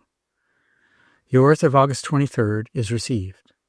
LeConte writes me that Agassiz will not come to the valley. I just got down last evening from a 15-day ramble in the basins of Illilouette and Pohono, and start again in an hour for the summit glaciers, to see some canyons and to examine the stakes I planted in the ice a month ago. I would like to come down to see Agassiz, but now is my harvest of rocks, and I cannot spare the time. I shall work in the outer mountains incessantly until the coming of the snow. Rest of letter missing. Yosemite Valley, October 8th, 1872. Here we are again, and here is your letter of September 24th. I got down last evening, and boo, was I not weary after pushing through the rough upper half of the great Tuolumne Canyon. I have climbed more than 24,000 feet in these 10 days, 3 times to the top of the glacierette of Mount Hoffman, and once to Mounts Lyell and McClure. I have bagged a quantity of Tuolumne rocks sufficient to build a dozen Yosemites. Stripes of cascades longer than ever, lacy or smooth and white as pressed snow. A glacier basin with 10 glassy lakes set all near together like eggs in a nest. Then El Capitan and a couple of Tissiacs. Canyons glorious with yellows and reds of mountain maple and aspen and honeysuckle and ash, and new indescribable music, immeasurable from strange waters and winds, and glaciers too, flowing and grinding, alive as any on earth. Shall I pull you out some? Here is a clean, white-skinned glacier from the back of McClure, with glassy emerald flesh and singing crystal blood, all bright and pure as the sky, yet handling mud and stone like a navvy, building moraines like a plodding Irishman. Here is a cascade 200 feet wide, half a mile long, glancing this way and that, filled with bounce and dance and joyous hurrah, yet earnest as tempest, and singing like angels loose on a frolic from heaven. And here are more cascades, and more, broad and flat like clouds, and fringed like flowing hair, with occasional falls erect as pines, and lakes like glowing eyes. And here are visions and dreams, and a splendid set of ghosts, too many for ink and narrow paper. I have not heard anything concerning LeConte's glacier lecture, but he seems to have drawn all he knows of Sierra glaciers and new theories concerning them so directly from here that I cannot think that he will claim discovery, etc. If he does, I will not be made poorer. Professor Neeland, Secretary, Boston Institute of Technology, gathered some letters I sent to Runkle, and that Tribune letter, and hashed them into a compost called a paper for the Boston Historical Society, and gave me credit for all of the smaller sayings and doings, and stole the broadest truth to himself. I have the proof sheets of the paper, and will show them to you sometime. But all of such meanness can work no permanent evil to anyone except the dealer. As for the living glaciers of the Sierras, here is what I have learned concerning them. You will have the first chance to steal, for I have just concluded my experiments on them for the season, and have not yet cast them at any of the great professors or presidents. One of the yellow days of last October, when I was among the mountains of the Merced group, following the footprints of the ancient glaciers that once flowed grandly from their ample fountains, reading what I could of their history as written in moraines and canyons and lakes and carved rocks, I came upon a small stream that was carrying mud I had not before seen. In a calm place where the stream widened, I collected some of this mud and observed that it was entirely mineral in composition and fine as flour, like the mud from a fine grit grindstone. Before I had time to reason, I said, "Glacier mud, mountain meal." Then I observed that this muddy stream issued from a bank of fresh quarried stones and dirt that was 60 or 70 feet in height. This I at once took to be a moraine. In climbing to the top of it, I was struck with the steepness of its slope, and with its raw, unsettled, plantless, newborn appearance. The slightest touch started blocks of red and black slate, followed by a rattling train of smaller stones and sand and a cloud of the dry dust of mud, the whole moraine being as free from lichens and weather stains as if dug from the mountain that very day. When I had scrambled to the top of the moraine, I saw what seemed a huge snowbank, 400 or 500 yards in length, by half a mile in width. Embedded in its stained and furrowed surface were stones and dirt like that of which the moraine was built. Dirt-stained lines curved across the snowbank from side to side, and when I observed that these curved lines coincided with the curved moraine, and that the stones and dirt were most abundant near the bottom of the bank, I shouted, "A living glacier!" These bent dirt lines show that the ice is flowing in its different parts with unequal velocity, and these embedded stones are journeying down to be built into the moraine, and they gradually become more abundant as they approach the moraine, because there the motion is slower. On traversing my newfound glacier, I came to a crevasse, down a wide and jagged portion of which I succeeded in making my way, and discovered that my so-called snowbank was clear green ice, and comparing the form of the basin which it occupied with similar adjacent basins that were empty, I was led to the opinion that this glacier was several hundred feet in depth. Then I went to the snowbanks of Mounts Lyell and McClure, and believed that they also were true glaciers, and that a dozen other snowbanks seen from the summit of Mount Lyell, crouching in shadow, were glaciers, living as any in the world, and busily engaged in completing that vast work of mountain-making, accomplished by their giant relatives now dead, which, united and continuous, covered all the range from summit to sea like a sky. I'm going to take your painter boys with me into one of my best sanctums on your recommendation for holiness. Emerson has sent me a profound little book styled The Growth of the Mind by Reed. Do you know it? It is full of the fountain truth. I'm glad your boys are safely back. Perhaps Ned and I may try that Andes field together. I would write to Mrs. Moore, but will wait until she is better. Tell her the Cascades and Mountains of Upper Hetchetchee. Portion of letter missing. I hope I may see you a few days soon. I had a pretty letter from old Dr. Torrey, and from Gray I have heard 3 or 4 times. I am ever, cordially. Yosemite, October 14th, 1872. I cannot hear from you. There are some souls, perhaps, that are never tired, that ever go steadily glad, always tuneful and songful like mountain water. Not so weary, hungry me. The second time I come from the rocks for fresh supplies of the two breads, but I find but one. I cannot hear from you. My last weeks were spent among the canyons of the Hoffman Range and the Cathedral Peak Group, east of Lake Tenaya, all gloriously rich in the written truths which I am seeking. I will now go to the wide, ragged tributaries of Illilouette and Topohano, after which I will mope about among the rim canyons and rock forms of the valley as the weather permits. Perhaps I have not yet answered all of your last long pages. Here is a quotation from Tyndall concerning the nature and origin of his intense mountain enjoyments. He reaches far and near for a theory of his delight in the mountains, going among the accidents of his own boyhood and those of his remotest fathers.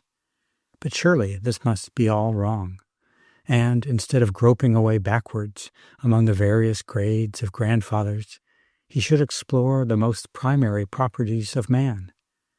Perhaps we owe the pleasurable emotions which fine landscape makes in us to a cause as radical as that which makes a magnet pulse to the two poles. I think that one of the properties of that compound which we call man is that when exposed to the rays of mountain beauty, it glows with joy. I don't know who of all my ancestry are to blame, but my attractions and repulsions are badly balanced tonight, and I will not try to say any more, excepting farewell and love to you all. John Muir. 1872 or 1873. Beginning of letter missing. Although I was myself fully satisfied concerning the real nature of these ice masses, I found that my friends regarded my deductions and statements with distrust. Therefore, I determined to collect proofs of the common measured arithmetical kind. On the 21st of August last, I planted 5 stakes in the glacier of Mount McClure, which is situated east of Yosemite Valley, near the summit of the range. 4 of these stakes were extended across the middle of the glacier. The first stake was planted about 25 yards from the east bank of the glacier, the second 94 yards, the third 152, and the fourth 223 yards. The positions of these stakes were determined by sighting across from bank to bank past a plumb line made of a stone and a black horsehair. On observing my stakes on the 6th of October, or in 46 days after being planted, I found that stake number 1 had been carried downstream 11 inches, number 2 18 inches, number 3 34, number 4 47 inches. As stake number 4 was near the middle of the glacier, perhaps it was not far from the point of maximum velocity, 47 inches in 46 days, or 1 inch per day. Stake number 5 was planted about midway between the head of the glacier and stake number missing. Its motion I found to be, in 46 days, 40 inches. Thus, these ice masses are seen to possess the true glacial motion. Their surfaces are striped with bent dirt bands. Their surfaces are bulged and undulated by inequalities in the bottom of their basins, causing an upward and downward swedging, corresponding to the horizontal swedging as indicated by the curved dirt bands. The McClure Glacier is about half a mile in length and about the same in width at the broadest place. It is crevassed on the southeast corner. The crevasse runs about southwest and northeast and is several hundred yards in length. Its width is nowhere more than 1 foot. The Mount Lyell Glacier, separated from that of McClure by a narrow crest, is about a mile in width by a mile in length. I have planted stakes in the glacier of Red Mountains also, but have not yet observed them. No date. Beginning of letter missing.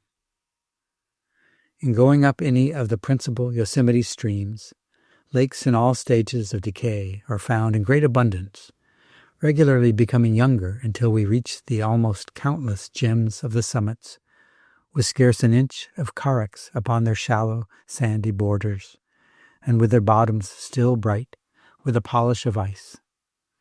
Upon the Nevada and its branches there are not fewer than 100 of these glacial lakes, from a mile to 100 yards in diameter, with countless glistening pondlets not much larger than moons.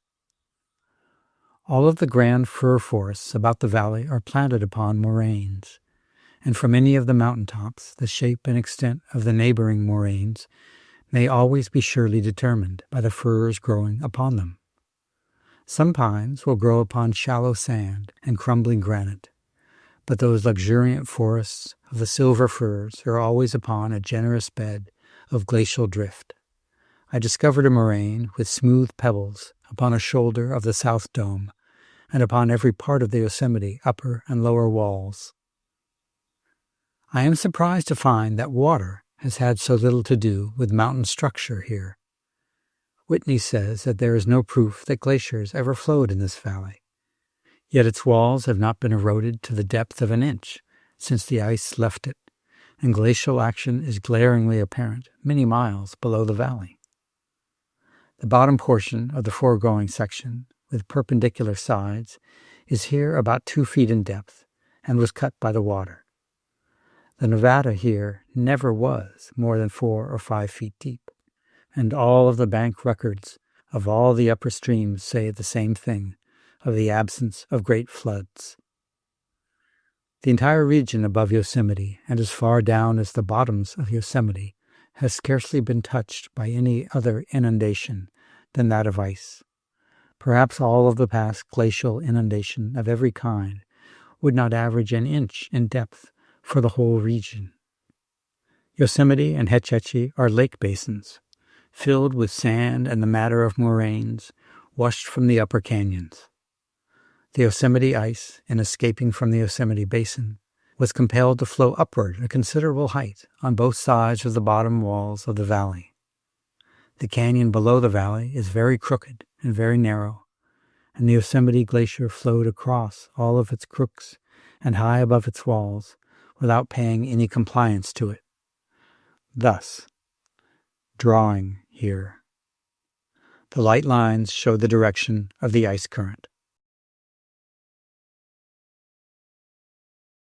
Letters from 1873 and 1874. Yosemite Valley, March 30th, 1873. Your 2 last are received. The package of letters was picked up by a man in the valley. There was none for thee. I have Hetch Hetchy about ready. I did not intend that Tenaya ramble for publication, but you know what is better. I mean to write and send all kinds of game to you with hides and feathers on, for if I wait until all become one, it may be too long. As for LeConte's glaciers, they will not hurt mine, but hereafter I will say my thoughts to the public in any kind of words I chance to command, for I am sure that they will be better expressed in this way than in any second-hand hash, however able. Oftentimes, when I am free in the wilds, I discover some rare beauty in lake or cataract or mountain form, and instantly seek to sketch it with my pencil. But the drawing is always enormously unlike the reality. So also in word sketches of the same beauties that are so living, so loving, so filled with warm God, there is the same infinite shortcoming.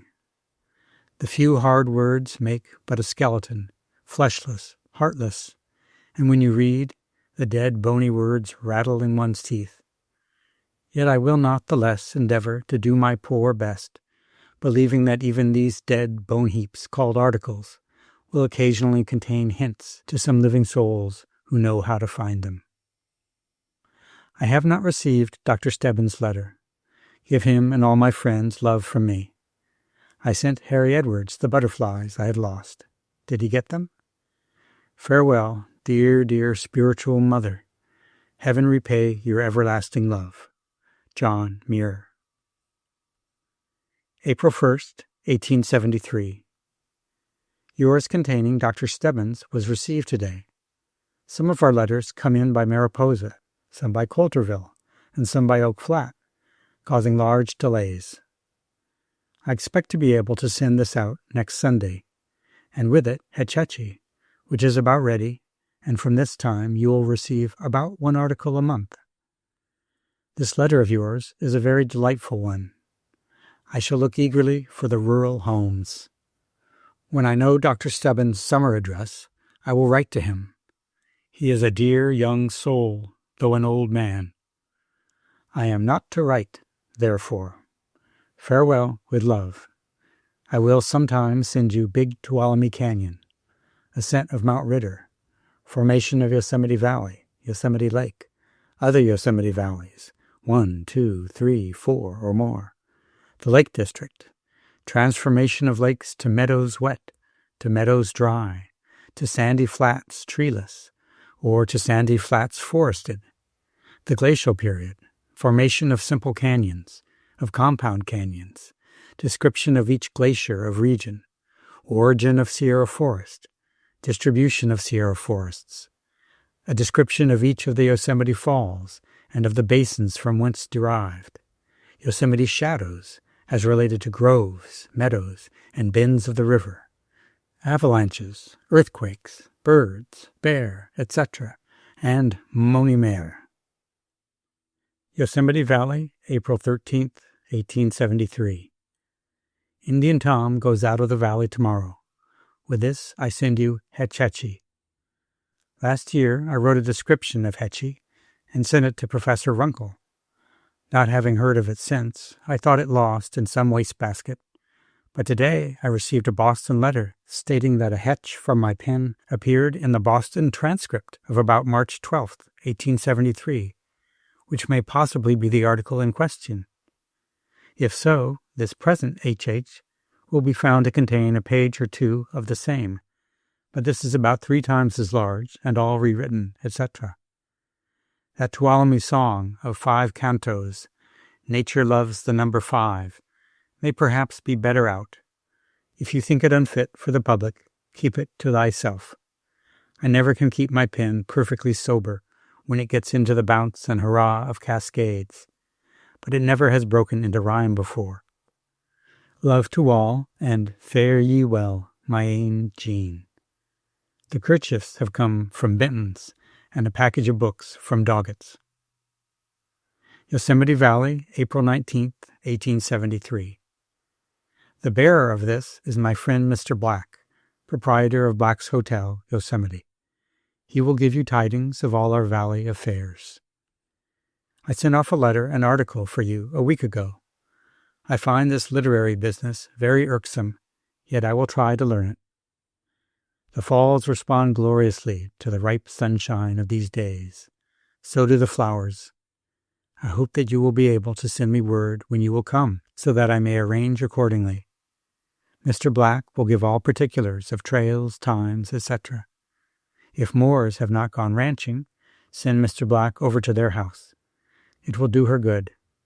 I fondly hope she is growing better. Love to all, John Muir. Yosemite Valley, May 15th, 1873. The robins have eaten too much breakfast this morning, and there is a grossness in their throats that will require a good deal of sunshine for its cure. The leaves of many of the plants are badly disarranged, showing that they have had a poor night's sleep. The reason of all this trouble is a snowstorm that overloaded the flowers and benumbed the butterflies, upon which the birds have breakfasted too heartily. The grand Upper Yosemite Fall is at this moment, 7 a.m., coming with all its glorious array of fleecy comets out of a cloud that is laid along the top of the cliff, and going into a cloud that is drawn along the face of the wall about halfway up. These clouds are shot through and through with sunshine, forming, with the snowy waters and fresh-washed walls, one of the most openly glorious scenes I ever beheld. A lady on Black's piazza is quietly looking at it, sitting with arms folded in her chair. A gentleman is pointing at it with his cane, while another gentleman is speaking loudly and businessly about his baggage. Eyes they have, but they see not. Looking up the valley, the cloud effects are yet more lavishly glorious. Tissiack is mantled with silvery burning mists, her gray rocks appearing dimly or thinly veiled. Over the top of Washington Column, the clouds are descending in a continuous stream and rising again suddenly from the bottom like spray from a waterfall. Oh dear, I wish you were here. I may write this cloud glory forevermore, but never be able to picture it for you. Doctor and priest in Yosemite. Emerson prophesies in similar dialect that I will one day go to him and better men in New England, or something to that effect. I feel like objecting in popular slang that I can't see it. I shall indeed go gladly to the Atlantic coast, as he prophesies, but only to see him and the glacier ghosts of the north. Runkle wants to make a teacher of me, but I have been too long wild, too befogged to burn well in their patent, high-heated educational furnaces. A portion missing. I had a good letter from LeConte. He evidently doesn't know what to think of the huge lumps of ice that I sent him. I don't wonder at his cautious withholding of judgment. When my mountain mother first told me the tale, I could hardly dare to believe either, and kept saying, "What?" like a child half awake. Farewell. My love to the doctor and the boys. I hope the doctor will run away from his enormous bundles of duty and rest his summer with the mountains. I have a great deal to ask him. I've begun to build my cabin. You will have a home in Yosemite. Ever thine, J. Muir. 1873. My horse and bread, etc., are ready for upward. I returned 3 days ago from Mounts Lyell, McClure, and Hoffman. I spent 3 days on a glacier up there, planting stakes, etc. This time I go to the Merced Group, one of whose mountains shelters a glacier. I will go over all the lakes and moraines, etc. there. Will be gone a week or two or so. Hutchings wants to go with me to help me, but I will, etc., etc. Ink cannot tell the glow that lights me at this moment in turning to the mountains.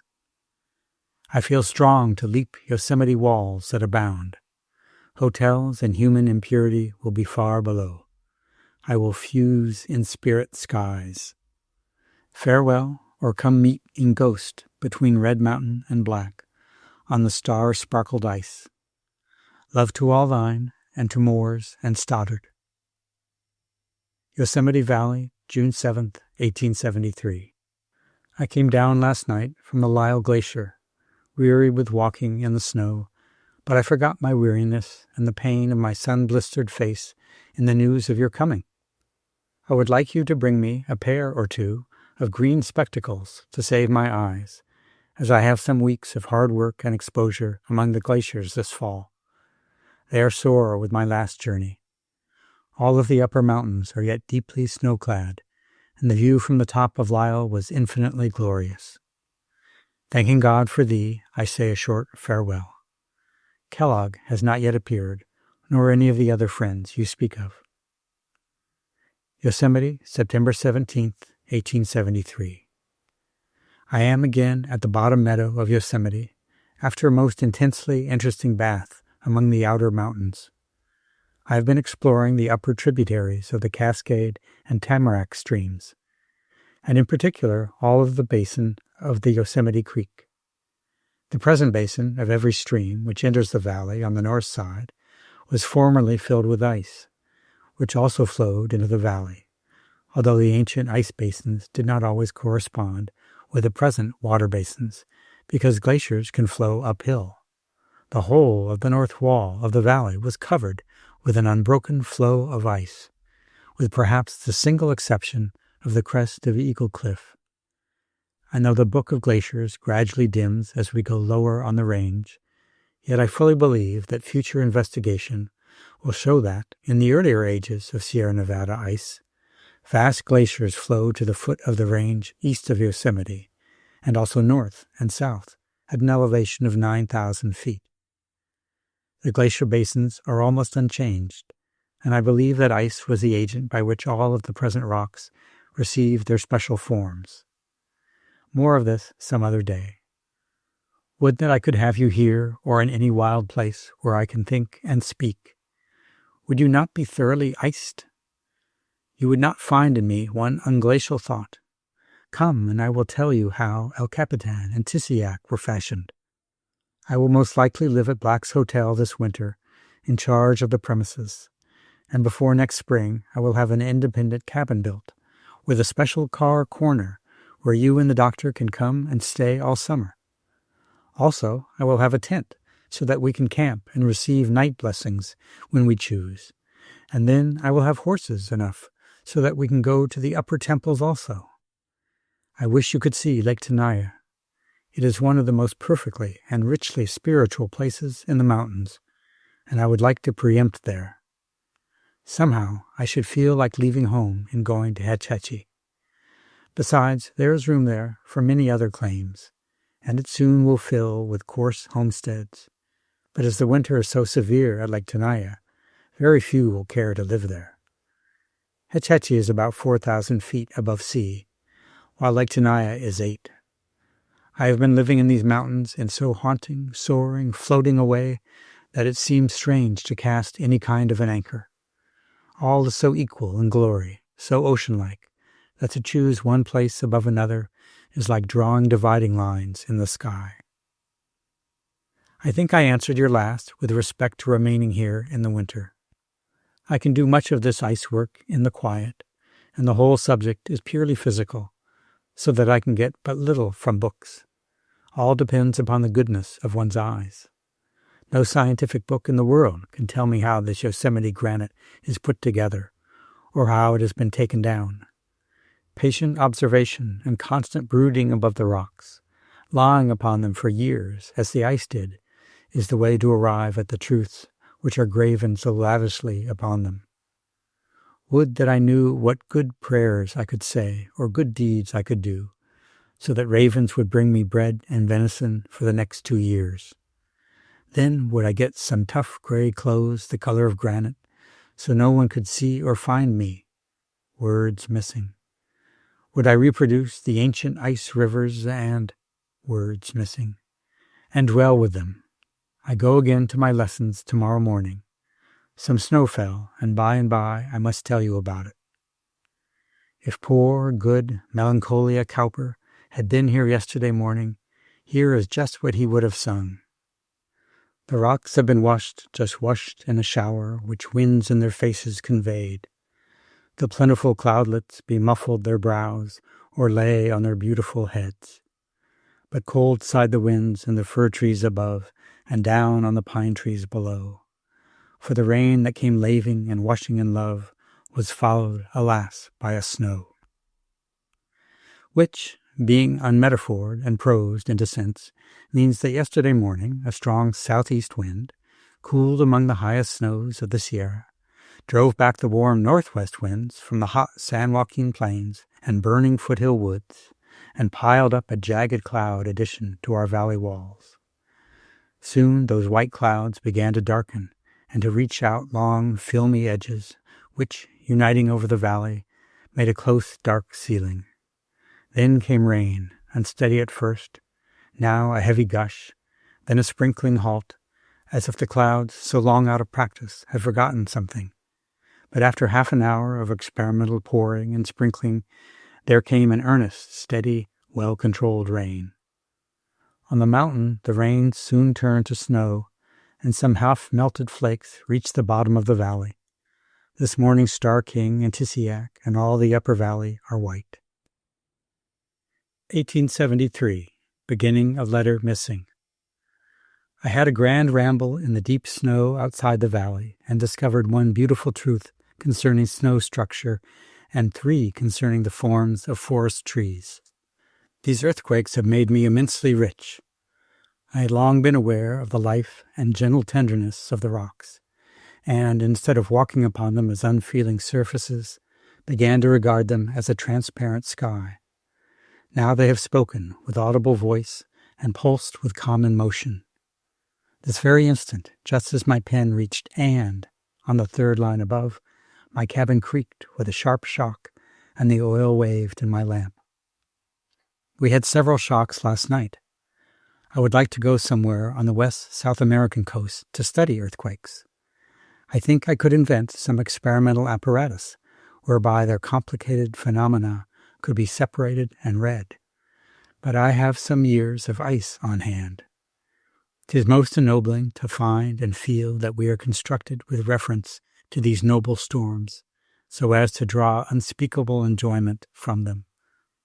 Are we not rich when our 6-foot column of substance sponges up heaven above and earth beneath into its pores? Aye, we have chambers in us, the right shape for earthquakes. Churches and the schools lisp limpingly, painfully, of man's capabilities, possibilities, and fussy developing nostrums of duties. But if the human flock, together with their reverends and double LD shepherds, would go wild themselves, they would discover, without Euclid, that the solid contents of a human soul is the whole world. Our streams are fast obtaining their highest power. Warm nights and days are making the high mountain snow into snow avalanches and snowfalls. Violets, blue, white, and yellow abound. Butterflies flit through the meadows, and mirror shadows reveal new heavens and new earths everywhere. Remember me to the doctor and all the boys, and to McChesney and the Brotherhood. Cordially, J. Muir. Independence, October 16th, 1873. All of my season's mountain work is done. I have just come down from Mount Whitney and the newly discovered mountain 5 miles northwest of Whitney, and now our journey is a simple saunter along the base of the range to Tahoe, where we will arrive about the end of the month or a few days earlier. I have seen a good deal more of the high mountain region about the head of Kings and Kern rivers than I expected to do in so short and so late a time. 2 weeks ago I left the doctor and Billy in the Kings River Yosemite and set out for Mount Tyndall and adjacent mountains and canyons. I ascended Tyndall and ran down into the Kern River Canyon and climbed some nameless mountains between Tyndall and Whitney, and thus gained a pretty good general idea of the region. After crossing the range by the Kearsarge Pass, I again left the doctor and Bill and pushed southward along the range and northward and up Cottonwood Creek to Mount Whitney, then over to the Kern Canyons again and up to the new highest peak, which I did not ascend as there was no one to attend to my horse. Thus you see I have rambled this highest portion of the Sierra pretty thoroughly, though hastily. I spent a night without fire or food in a very icy windstorm on one of the spires of the new highest peak, by some called Fisherman's Peak. That I am already quite recovered from the tremendous exposure proves that I cannot be killed in any such manner. On the day previous I climbed 2 mountains, making over 10,000 feet of altitude. I saw no mountains in all this grand region that appeared at all inaccessible to a mountaineer. Give me a summer and a bunch of matches and a sack of meal, and I will climb every mountain in the region. I have passed through the Lone Pine and noted the Yosemite and local subsidences accomplished by the earthquake. The bunchy bush compositae of Owens Valley are intensely glorious. I got back from Whitney this p.m. How I shall sleep. My life rose wave-like with those lofty granite waves. Now it may wearily float for a time along the smooth, flowery plain. It seems that this new Fisherman's Peak is causing some stir in the newspapers. If I feel rightful, I will send you a sketch of the region for the Overland. Love to all my friends. Ever cordially yours, John Muir. 1873. After Clark's departure a week ago, we climbed the divide between the South Fork of the San Joaquin and Kings River. I scanned the vast landscape on which the ice had written wondrous things.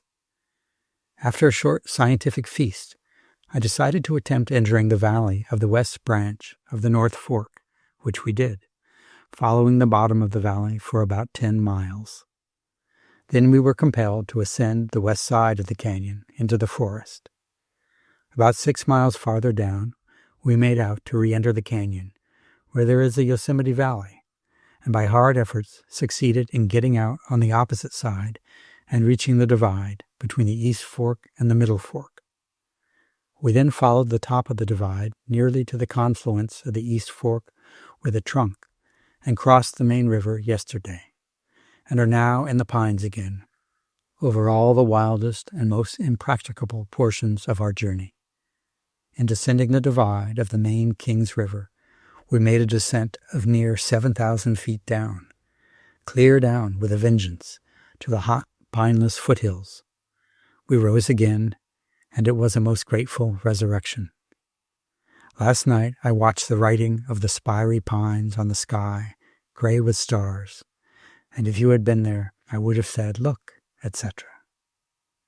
Last night, when the doctor and I were bed building, discussing as usual the goodnesses and badnesses of Bowie mountain beds, we were astounded by the appearance of 2 prospectors coming through the mountain rye.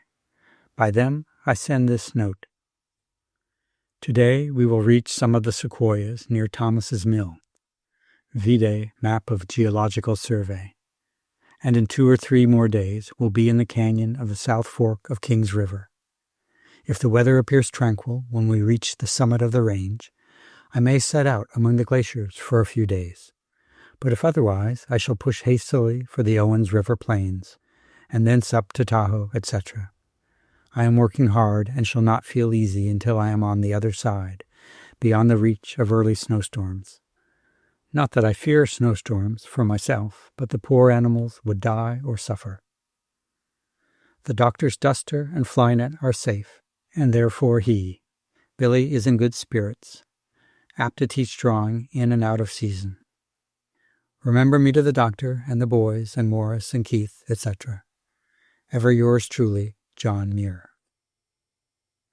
Tahoe City, November 3rd, 1873. My dear friends, Dr. and Mrs. Carr, I received the news of your terrible bereavement a few moments ago, and can only say that you have my heart sympathy and prayer that our Father may sustain and soothe you. Dr. Kellogg and Billy Sims left me a week ago at Mono, going directly to Yosemite. I reached this Queen of Lakes 2 days ago and rode down around the shore on the east side. We'll continue on around up the west coast homeward through Lake and Hope Valleys and over the Sierra to Yosemite by the Virginia Creek Trail or Sonora Road if much snow should fall. We'll reach Yosemite in about a week. Somehow I had no hopes of meeting you here. I could not hear you or see you, yet you shared all of my highest pleasures as I sauntered through the piney woods, pausing countless times to absorb the blue glimpses of the lake, all so heavenly clean, so terrestrial yet so openly spiritual. I wish, my dear, dear friends, that you could share this divine day with me here. The soul of Indian summer is brooding this blue water, and it enters one's being as nothing else does. Tahoe is surely not one, but many. As I curve around its heads and bays and look far out on its level sky, fairly tinted and fading in pensive air, I am reminded of all the mountain lakes I ever knew, as if this were a kind of water heaven to which they all had come. Yosemite Valley, October 7th, 1874. I expected to have been among the foothill drift long ago, but the mountains fairly seized me, and, ere I knew, I was up the Merced Canyon, where we were last year, past Shadow and Merced Lakes, and our Soda Springs, etc. I returned last night, had a glorious storm and 1,000 sacred beauties that seemed yet more and more divine. I camped 4 nights at Shadow Lake, at the old place in the pine thickets. I have ouzel tales to tell. I was alone, and during the whole excursion, or period rather, was in the kind of calm, uncurable ecstasy. I am hopelessly and forever a mountaineer. How glorious my studies seem, and how simple! I found out a noble truth concerning the Merced moraines that escaped me hitherto. Civilization and fever and all the morbidness that has been hooted at me has not dimmed my glacial eyes, and I care to live only to entice people to look at nature's loveliness. My own special self is nothing. My feet have recovered their cunning. I feel myself again. Tell Keith the colors are coming to the groves. I leave Yosemite for over the mountains to Mono and Lake Tahoe in a week. Thence anywhere, Shastaward, etc. I think I may be at Brownsville, Yuba County, where I may get a letter from you. I promise to call on Emily Pelton there. Farewell, John Muir. Sissons Station, November 1st, 1874. Here is icy Shasta, 15 miles away, yet at the very door. It is all close wrapped in clean young snow down to the very base, one mass of white from the dense black forest girdle at an elevation of 5,000 or 6,000 feet to the very summit. The extent of its individuality is perfectly wonderful. When I first caught sight of it over the braided folds of the Sacramento Valley, I was 50 miles away and afoot, alone and weary. Yet all my blood turned to wine, and I have not been weary since. Stone was to have accompanied me, but has failed, of course. The last storm was severe, and all the mountains shake their heads and say impossible, etc. But you know I will meet all its icy snows lovingly. I set out in a few minutes for the edge of the timberline, then upwards, if unstormy, in the early morning. If the snow proves to be mealy and loose, it is barely possible that I may be unable to urge my way through so many upward miles, as there is no intermediate camping ground. Yet I am feverless and strong now, and can spend 2 days with their intermediate nights in one deliberate, unrestrained effort. I am the more eager to ascend to study the mechanical conditions of the fresh snow at so great an elevation. Also to obtain clear views of the comparative quantities of lava inundation northward and southward. Also general views of the channels of the ancient Shasta glaciers, etc. Many other lesser problems, besides the fountains of the rivers here and the living glaciers. I would like to remain a week or two and may have to return next year in summer. I wrote a short letter a few days ago, which was printed in the evening bulletin, which I suppose you have seen.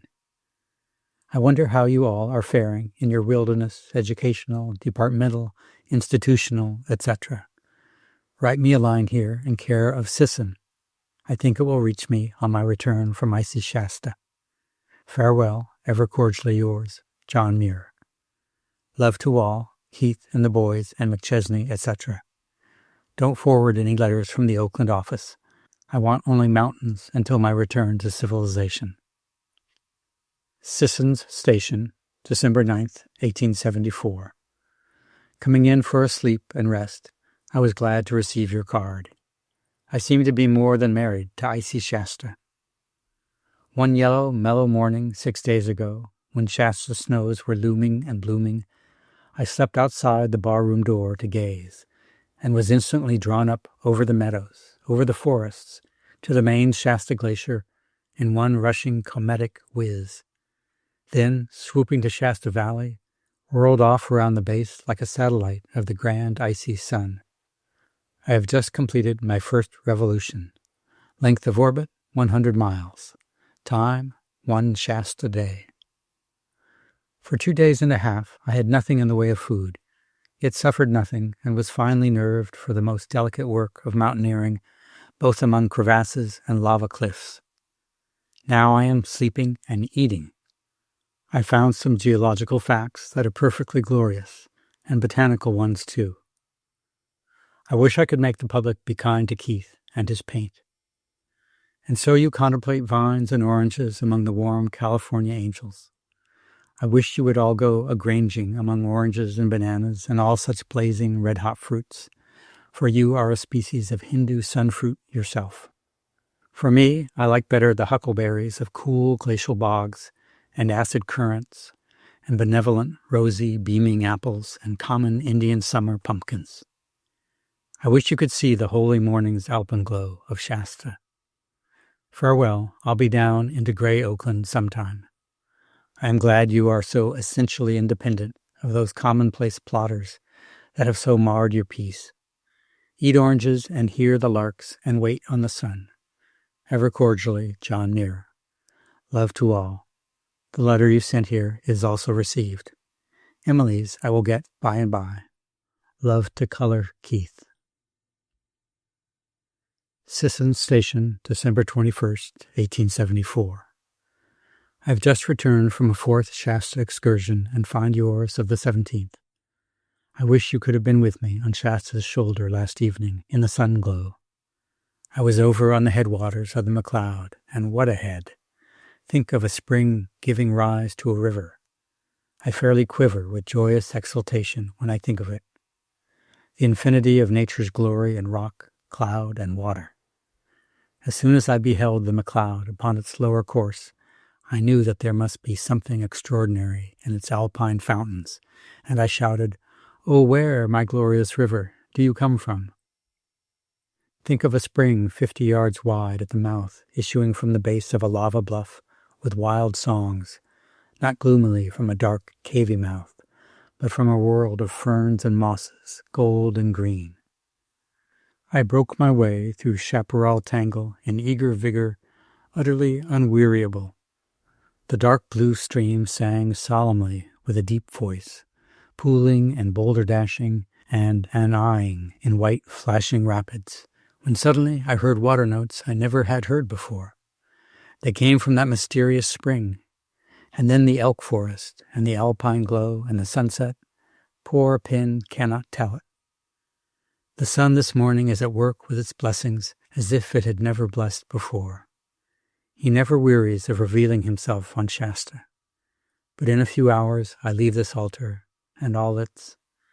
Well, to my father I say thank you and go willingly. I go by stage and rail to Brownsville to see Emily and the rocks there and Yuba. Then perhaps a few days among auriferous drifts on the Tuolumne, and then to Oakland and that book, walking across the Coast Range on the way, either through one of the passes or over Mount Diablo. I feel a sort of nervous fear of another period of town dark, but I don't want to be silly about it. The sun glow will all fade out of me, and I will be deathly as Shasta in the dark. But mornings will come, dawnings of some kind, and if not, I have lived more than a common eternity already. Farewell, don't overwork. That is not the work your father wants. I wish you could come a-being in the Shasta honeylands. Love to the boys. Letters from 1875 to 1879. Brownsville, Yuba County, California, January 19th, 1875. My dear Mrs. Mother Carr, here are some of the dearest and bonniest of our father's bairns, the little ones that so few care to see. I never saw such enthusiasm in the care and breeding of mosses as nature manifests among these northern sierras. I have studied a big fruitful week among the canyons and ridges of the Feather, and another along the Yuba River, living and dead. I have seen a dead river, a sight worth going around the world to see. The dead rivers and dead gravels, wherein lie the gold, form magnificent problems, and I feel wild and unmanageable with the intense interest they excite. But I will choke myself off and finish my glacial work and that little book of studies. I have been spending a few fine social days with Emily, but now work. How gloriously it storms! The pines are in ecstasy, and I feel it and must go out to them. I must borrow a big coat and mingle in the storm and make some studies. Farewell, love to all. Emily and Mrs. Knox send love. How are Ned and Keith? I wish Keith had been with us these Shasta and Feather River days. I have gained 1,000-fold more than I hoped. Heaven send him light and the good blessing of wildness. How the rains splash and roar, and how the pines wave and pray. 1419 Taylor Street, May 4th, 1875. Here I am, safe in the arms of Daddy's sweat, home again from icy Shasta, and richer than ever in dead river gravel and in snowstorms and snow. The upper end of the main Sacramento Valley is entirely covered with ancient river drift, and I wandered over many square miles of it. In every pebble I could hear the sound of running water. The whole deposit is a poem whose many books and chapters form the geological Vedas of our glorious state. I discovered a new species of hail on the summit of Shasta and experienced one of the most beautiful and most violent snowstorms imaginable. I would have been with you ere this to tell you about it and to give you some lilies and pine tassels that I brought for you and Mrs. McChesney and Ena Coolbrith, but alack, I am battered and scarred like a log that has come down the Tuolumne in flood time, and I am also lame with frost nipping. Nothing serious, however, and I will be well and better than before in a few days. I was caught in a violent snowstorm and held up on the summit of the mountain all night in my shirt sleeves. The intense cold and the want of food and sleep made the fire of life smolder and burn low. Nevertheless, in company with another strong mountaineer, I broke through 6 miles of frosty snow, down into the timber, and reached fire and food and sleep, and am better than ever with all the valuable experiences. Altogether, I have had a very instructive and delightful trip. The bryanthus you wanted was snow-buried, and I was too lame to dig it out for you, but I will probably be back ere long. I'll be over in a few days or so. Old Yosemite Home, November 3rd, 1875. I'm delighted in coming out of the woods to learn that the doctor is elected to do the work he is so well fitted for. I've had a glorious season of forest grace, notwithstanding the 100 canyons I've crossed, and the innumerable gorges, gulches, and avalanchal corrugations. A day or two of resting and lingering in my dear old haunts, and then downtown work. I'm sorry about Keith's stocks. Though of scarce any real consequence, they yet serve to perturb and spoil his best moods and works. It seems a whole round season since I saw you, but have I not seen the king sequoia in forest glory? Love to all, John Muir. 1418 Taylor Street, San Francisco, April 3rd, 1876. We will all be glad to see you. We all heard of the outrage committed on Johnny and hope it might not be so serious as made to appear in the press. Mr. Sweat told me the other day that he met a friend downtown who was acquainted with the Whites intimately, who gave it as his opinion that Mr. White was insane, had a brother in the asylum, and he was as jealous of a half-dozen other persons as of Johnny. If I knew Ned's boarding house, I would visit him, for I know he must feel terribly agitated. The last time I saw him, he was rejoicing over Johnny's steady, manly development, like an old fond father over some reformed son. As for the stranded, sapless condition of political geology, I care only for the fruitless work expended upon it by friends. The glaciers are not affected thereby. Neither am I, nor Cassiope. The first meeting I had with Mr. Moore was at the lecture the other night. He seemed immeasurably astonished to find me in so anti-sequestered a condition.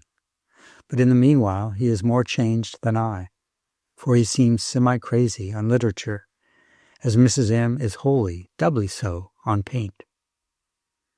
I will show your letters to Mr. Sweat when he comes in, who will doubtless be able to decipher the meaning of heads and tails of your bodiless sentences. I'm sorry most of all for the destruction of the teachers, thus cutting off the only adequate outlet for your own thought. But hang it, let them decapitate and hang. They cannot hang Cassiope. Ever yours cordially, John Muir. 1419 Taylor Street, San Francisco, January 12th, 1877. John Sweat told me how heavy a burden you were carrying of work and sickness. I hope ere this that the doctor has recovered from his severe attack of rheumatism, and that you have had sleep and rest. Your description of the Orange Lands makes me more than ever eager to see them.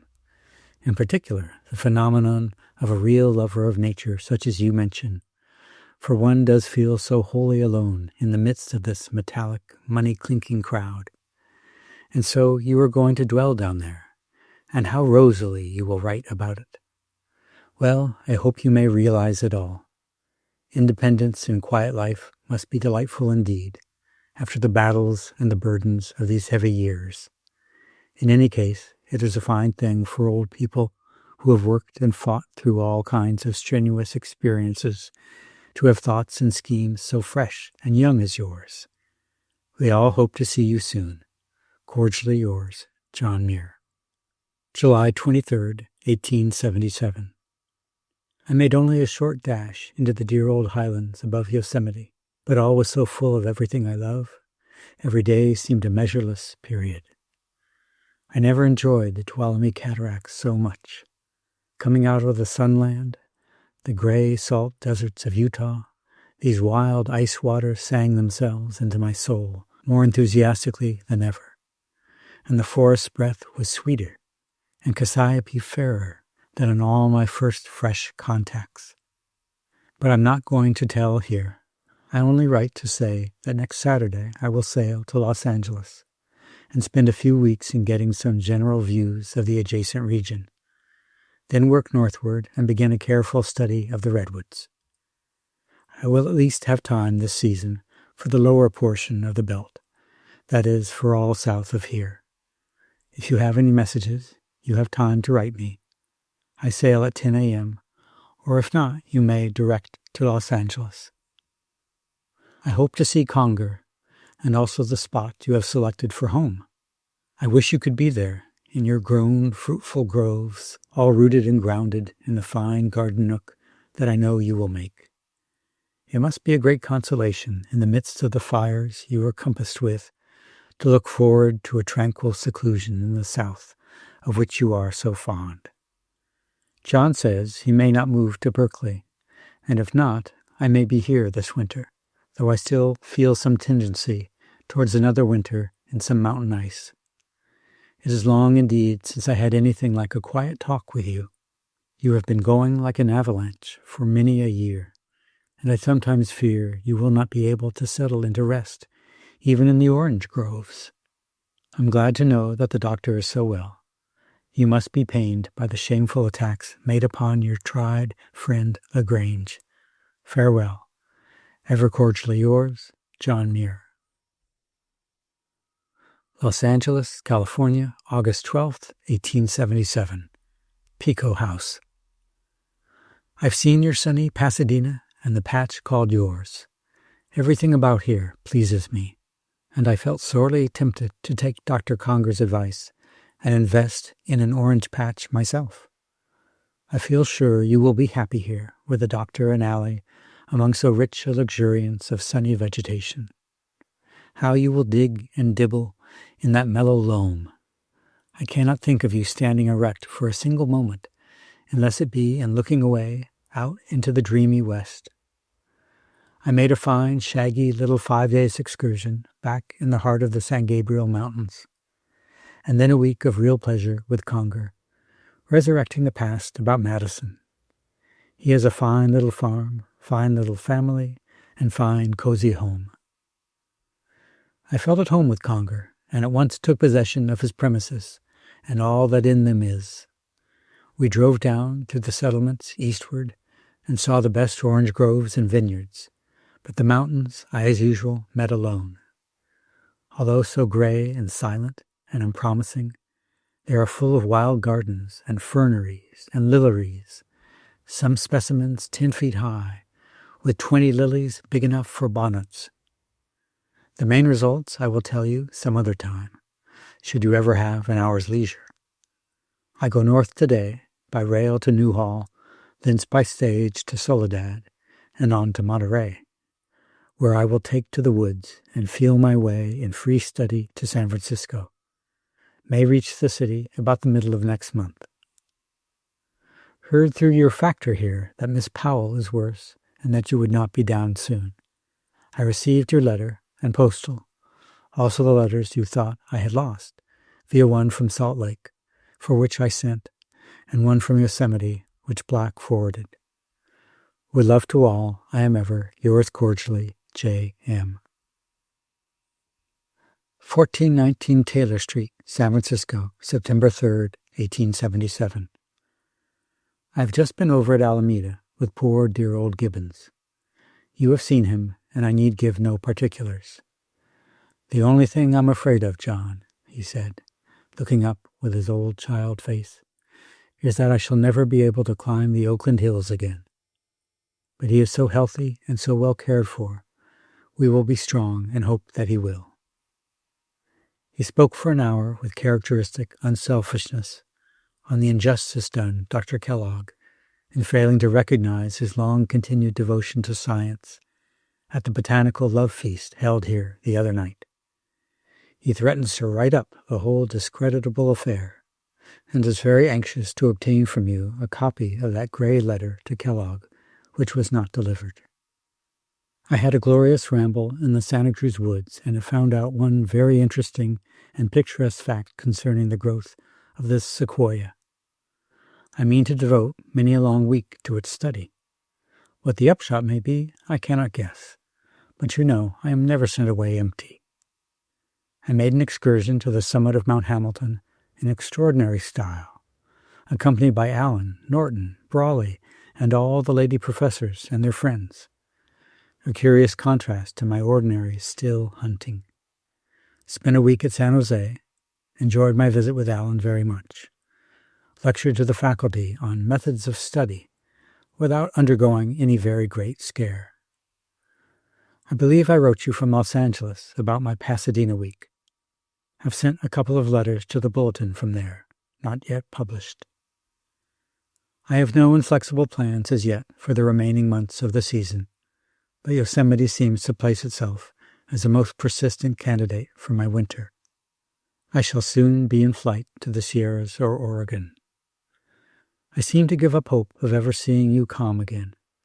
Don't grind too hard at those Sacramento mills. Remember me to the doctor and Allie. Ever yours cordially, John Muir. 1419 Taylor Street, June 5th, 1878. I'm sorry I did not see you when last in the city. I went over to Oakland, thence to Alameda to spend a week and finish an article with our good old Gibbons. But the house was full. Then I went to Dr. Stretzel's, where I remained a week, working a little, resting a good deal, and eating many fine cherries. I enjoyed most the white bed in which first I rested after rocking so long in the rushes of the Stockton Slough. They all were as kind as ever they could possibly be, and wanted me to stop longer, but I could not find a conscientious excuse for so doing, and came away somewhat sore with obligations for stopping so long. Met Mr. and Mrs. Allen there. Smith is gone this morning to Shasta, taking Helen, and I'm terribly lonesome and homesick, and will not try to stand it. We'll go to the woods tomorrow. How great are your trials! I wish I could help you. May the doctor be speedily restored to health. Cordially yours, John Muir. 920 Valencia Street, April 9th, 1879. I did not send the Pine Book to you, because I was using it in rewriting a portion of the California Forest article, which will appear in Scribner's, May or June, and because, before it could have reached you, you were, according to your letter, to be in San Francisco, and could then take it with you. It is entitled Gordon's Pinetum, published by Henry G. Bone, Henrietta Street, Covent Garden. Simpkin, Marshall and Company, Stationers, Hall Court, 1875, second edition. It is an exhaustive work. Very exhausting, anyhow, and contains a fine, big, much of little. The summit pine of our Sierra is P. albicaulis of Engelmann, and the P. flexilis Torrey, given in this work as a synonym, is a very different tree, growing sparsely on the eastern flank of the Sierra, from Bloody Canyon southward, but very abundant on all the higher basin ranges, and on the Wasatch and Rocky Mountains. The Orange Book is, it seems, another exhaustive work. There is something admirable in the scientific nerve and aplomb manifested in the titles of these swollen volumes. How a tree book can be exhaustive when every species is ever on the wing from one form to another with infinite variety, it is not easy to see. I haven't the least idea who Mr. Rexford is, but if connected with a bulletin, I can probably get the title of his citrus book through Mr. Williams. We'll probably see him next Sunday. The Sunday convention manager offered me $100 for 2 lectures on the Yosemite Rocks in June. I have not yet agreed to do so, though I probably shall, as I am not going into Colorado this summer. Excepting a day at San Jose with Alan, I have hardly been out of my room for weeks, pegging away with my quill and accomplishing little. My last efforts were on the preservation of the Sierra forests and the wild and trampled conditions of our flora from a bee's point of view. I want to spend the greater portion of the season up the coast, observing ice, and may possibly find my way home in the fall to see my mother.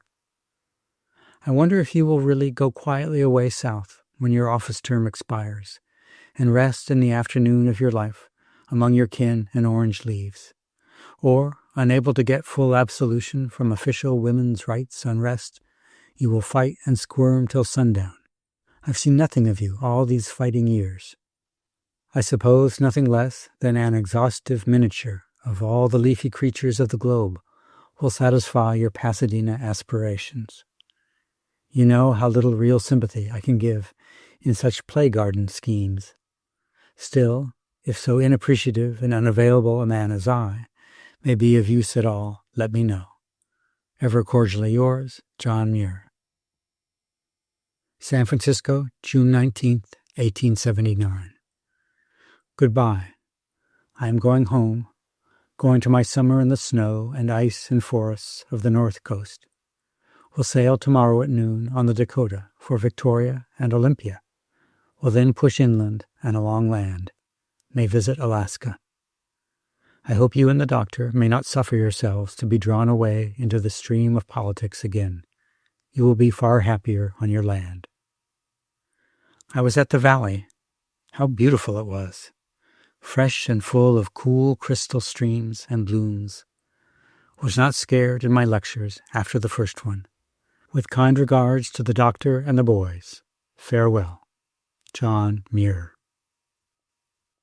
End of Letters to a Friend by John Muir.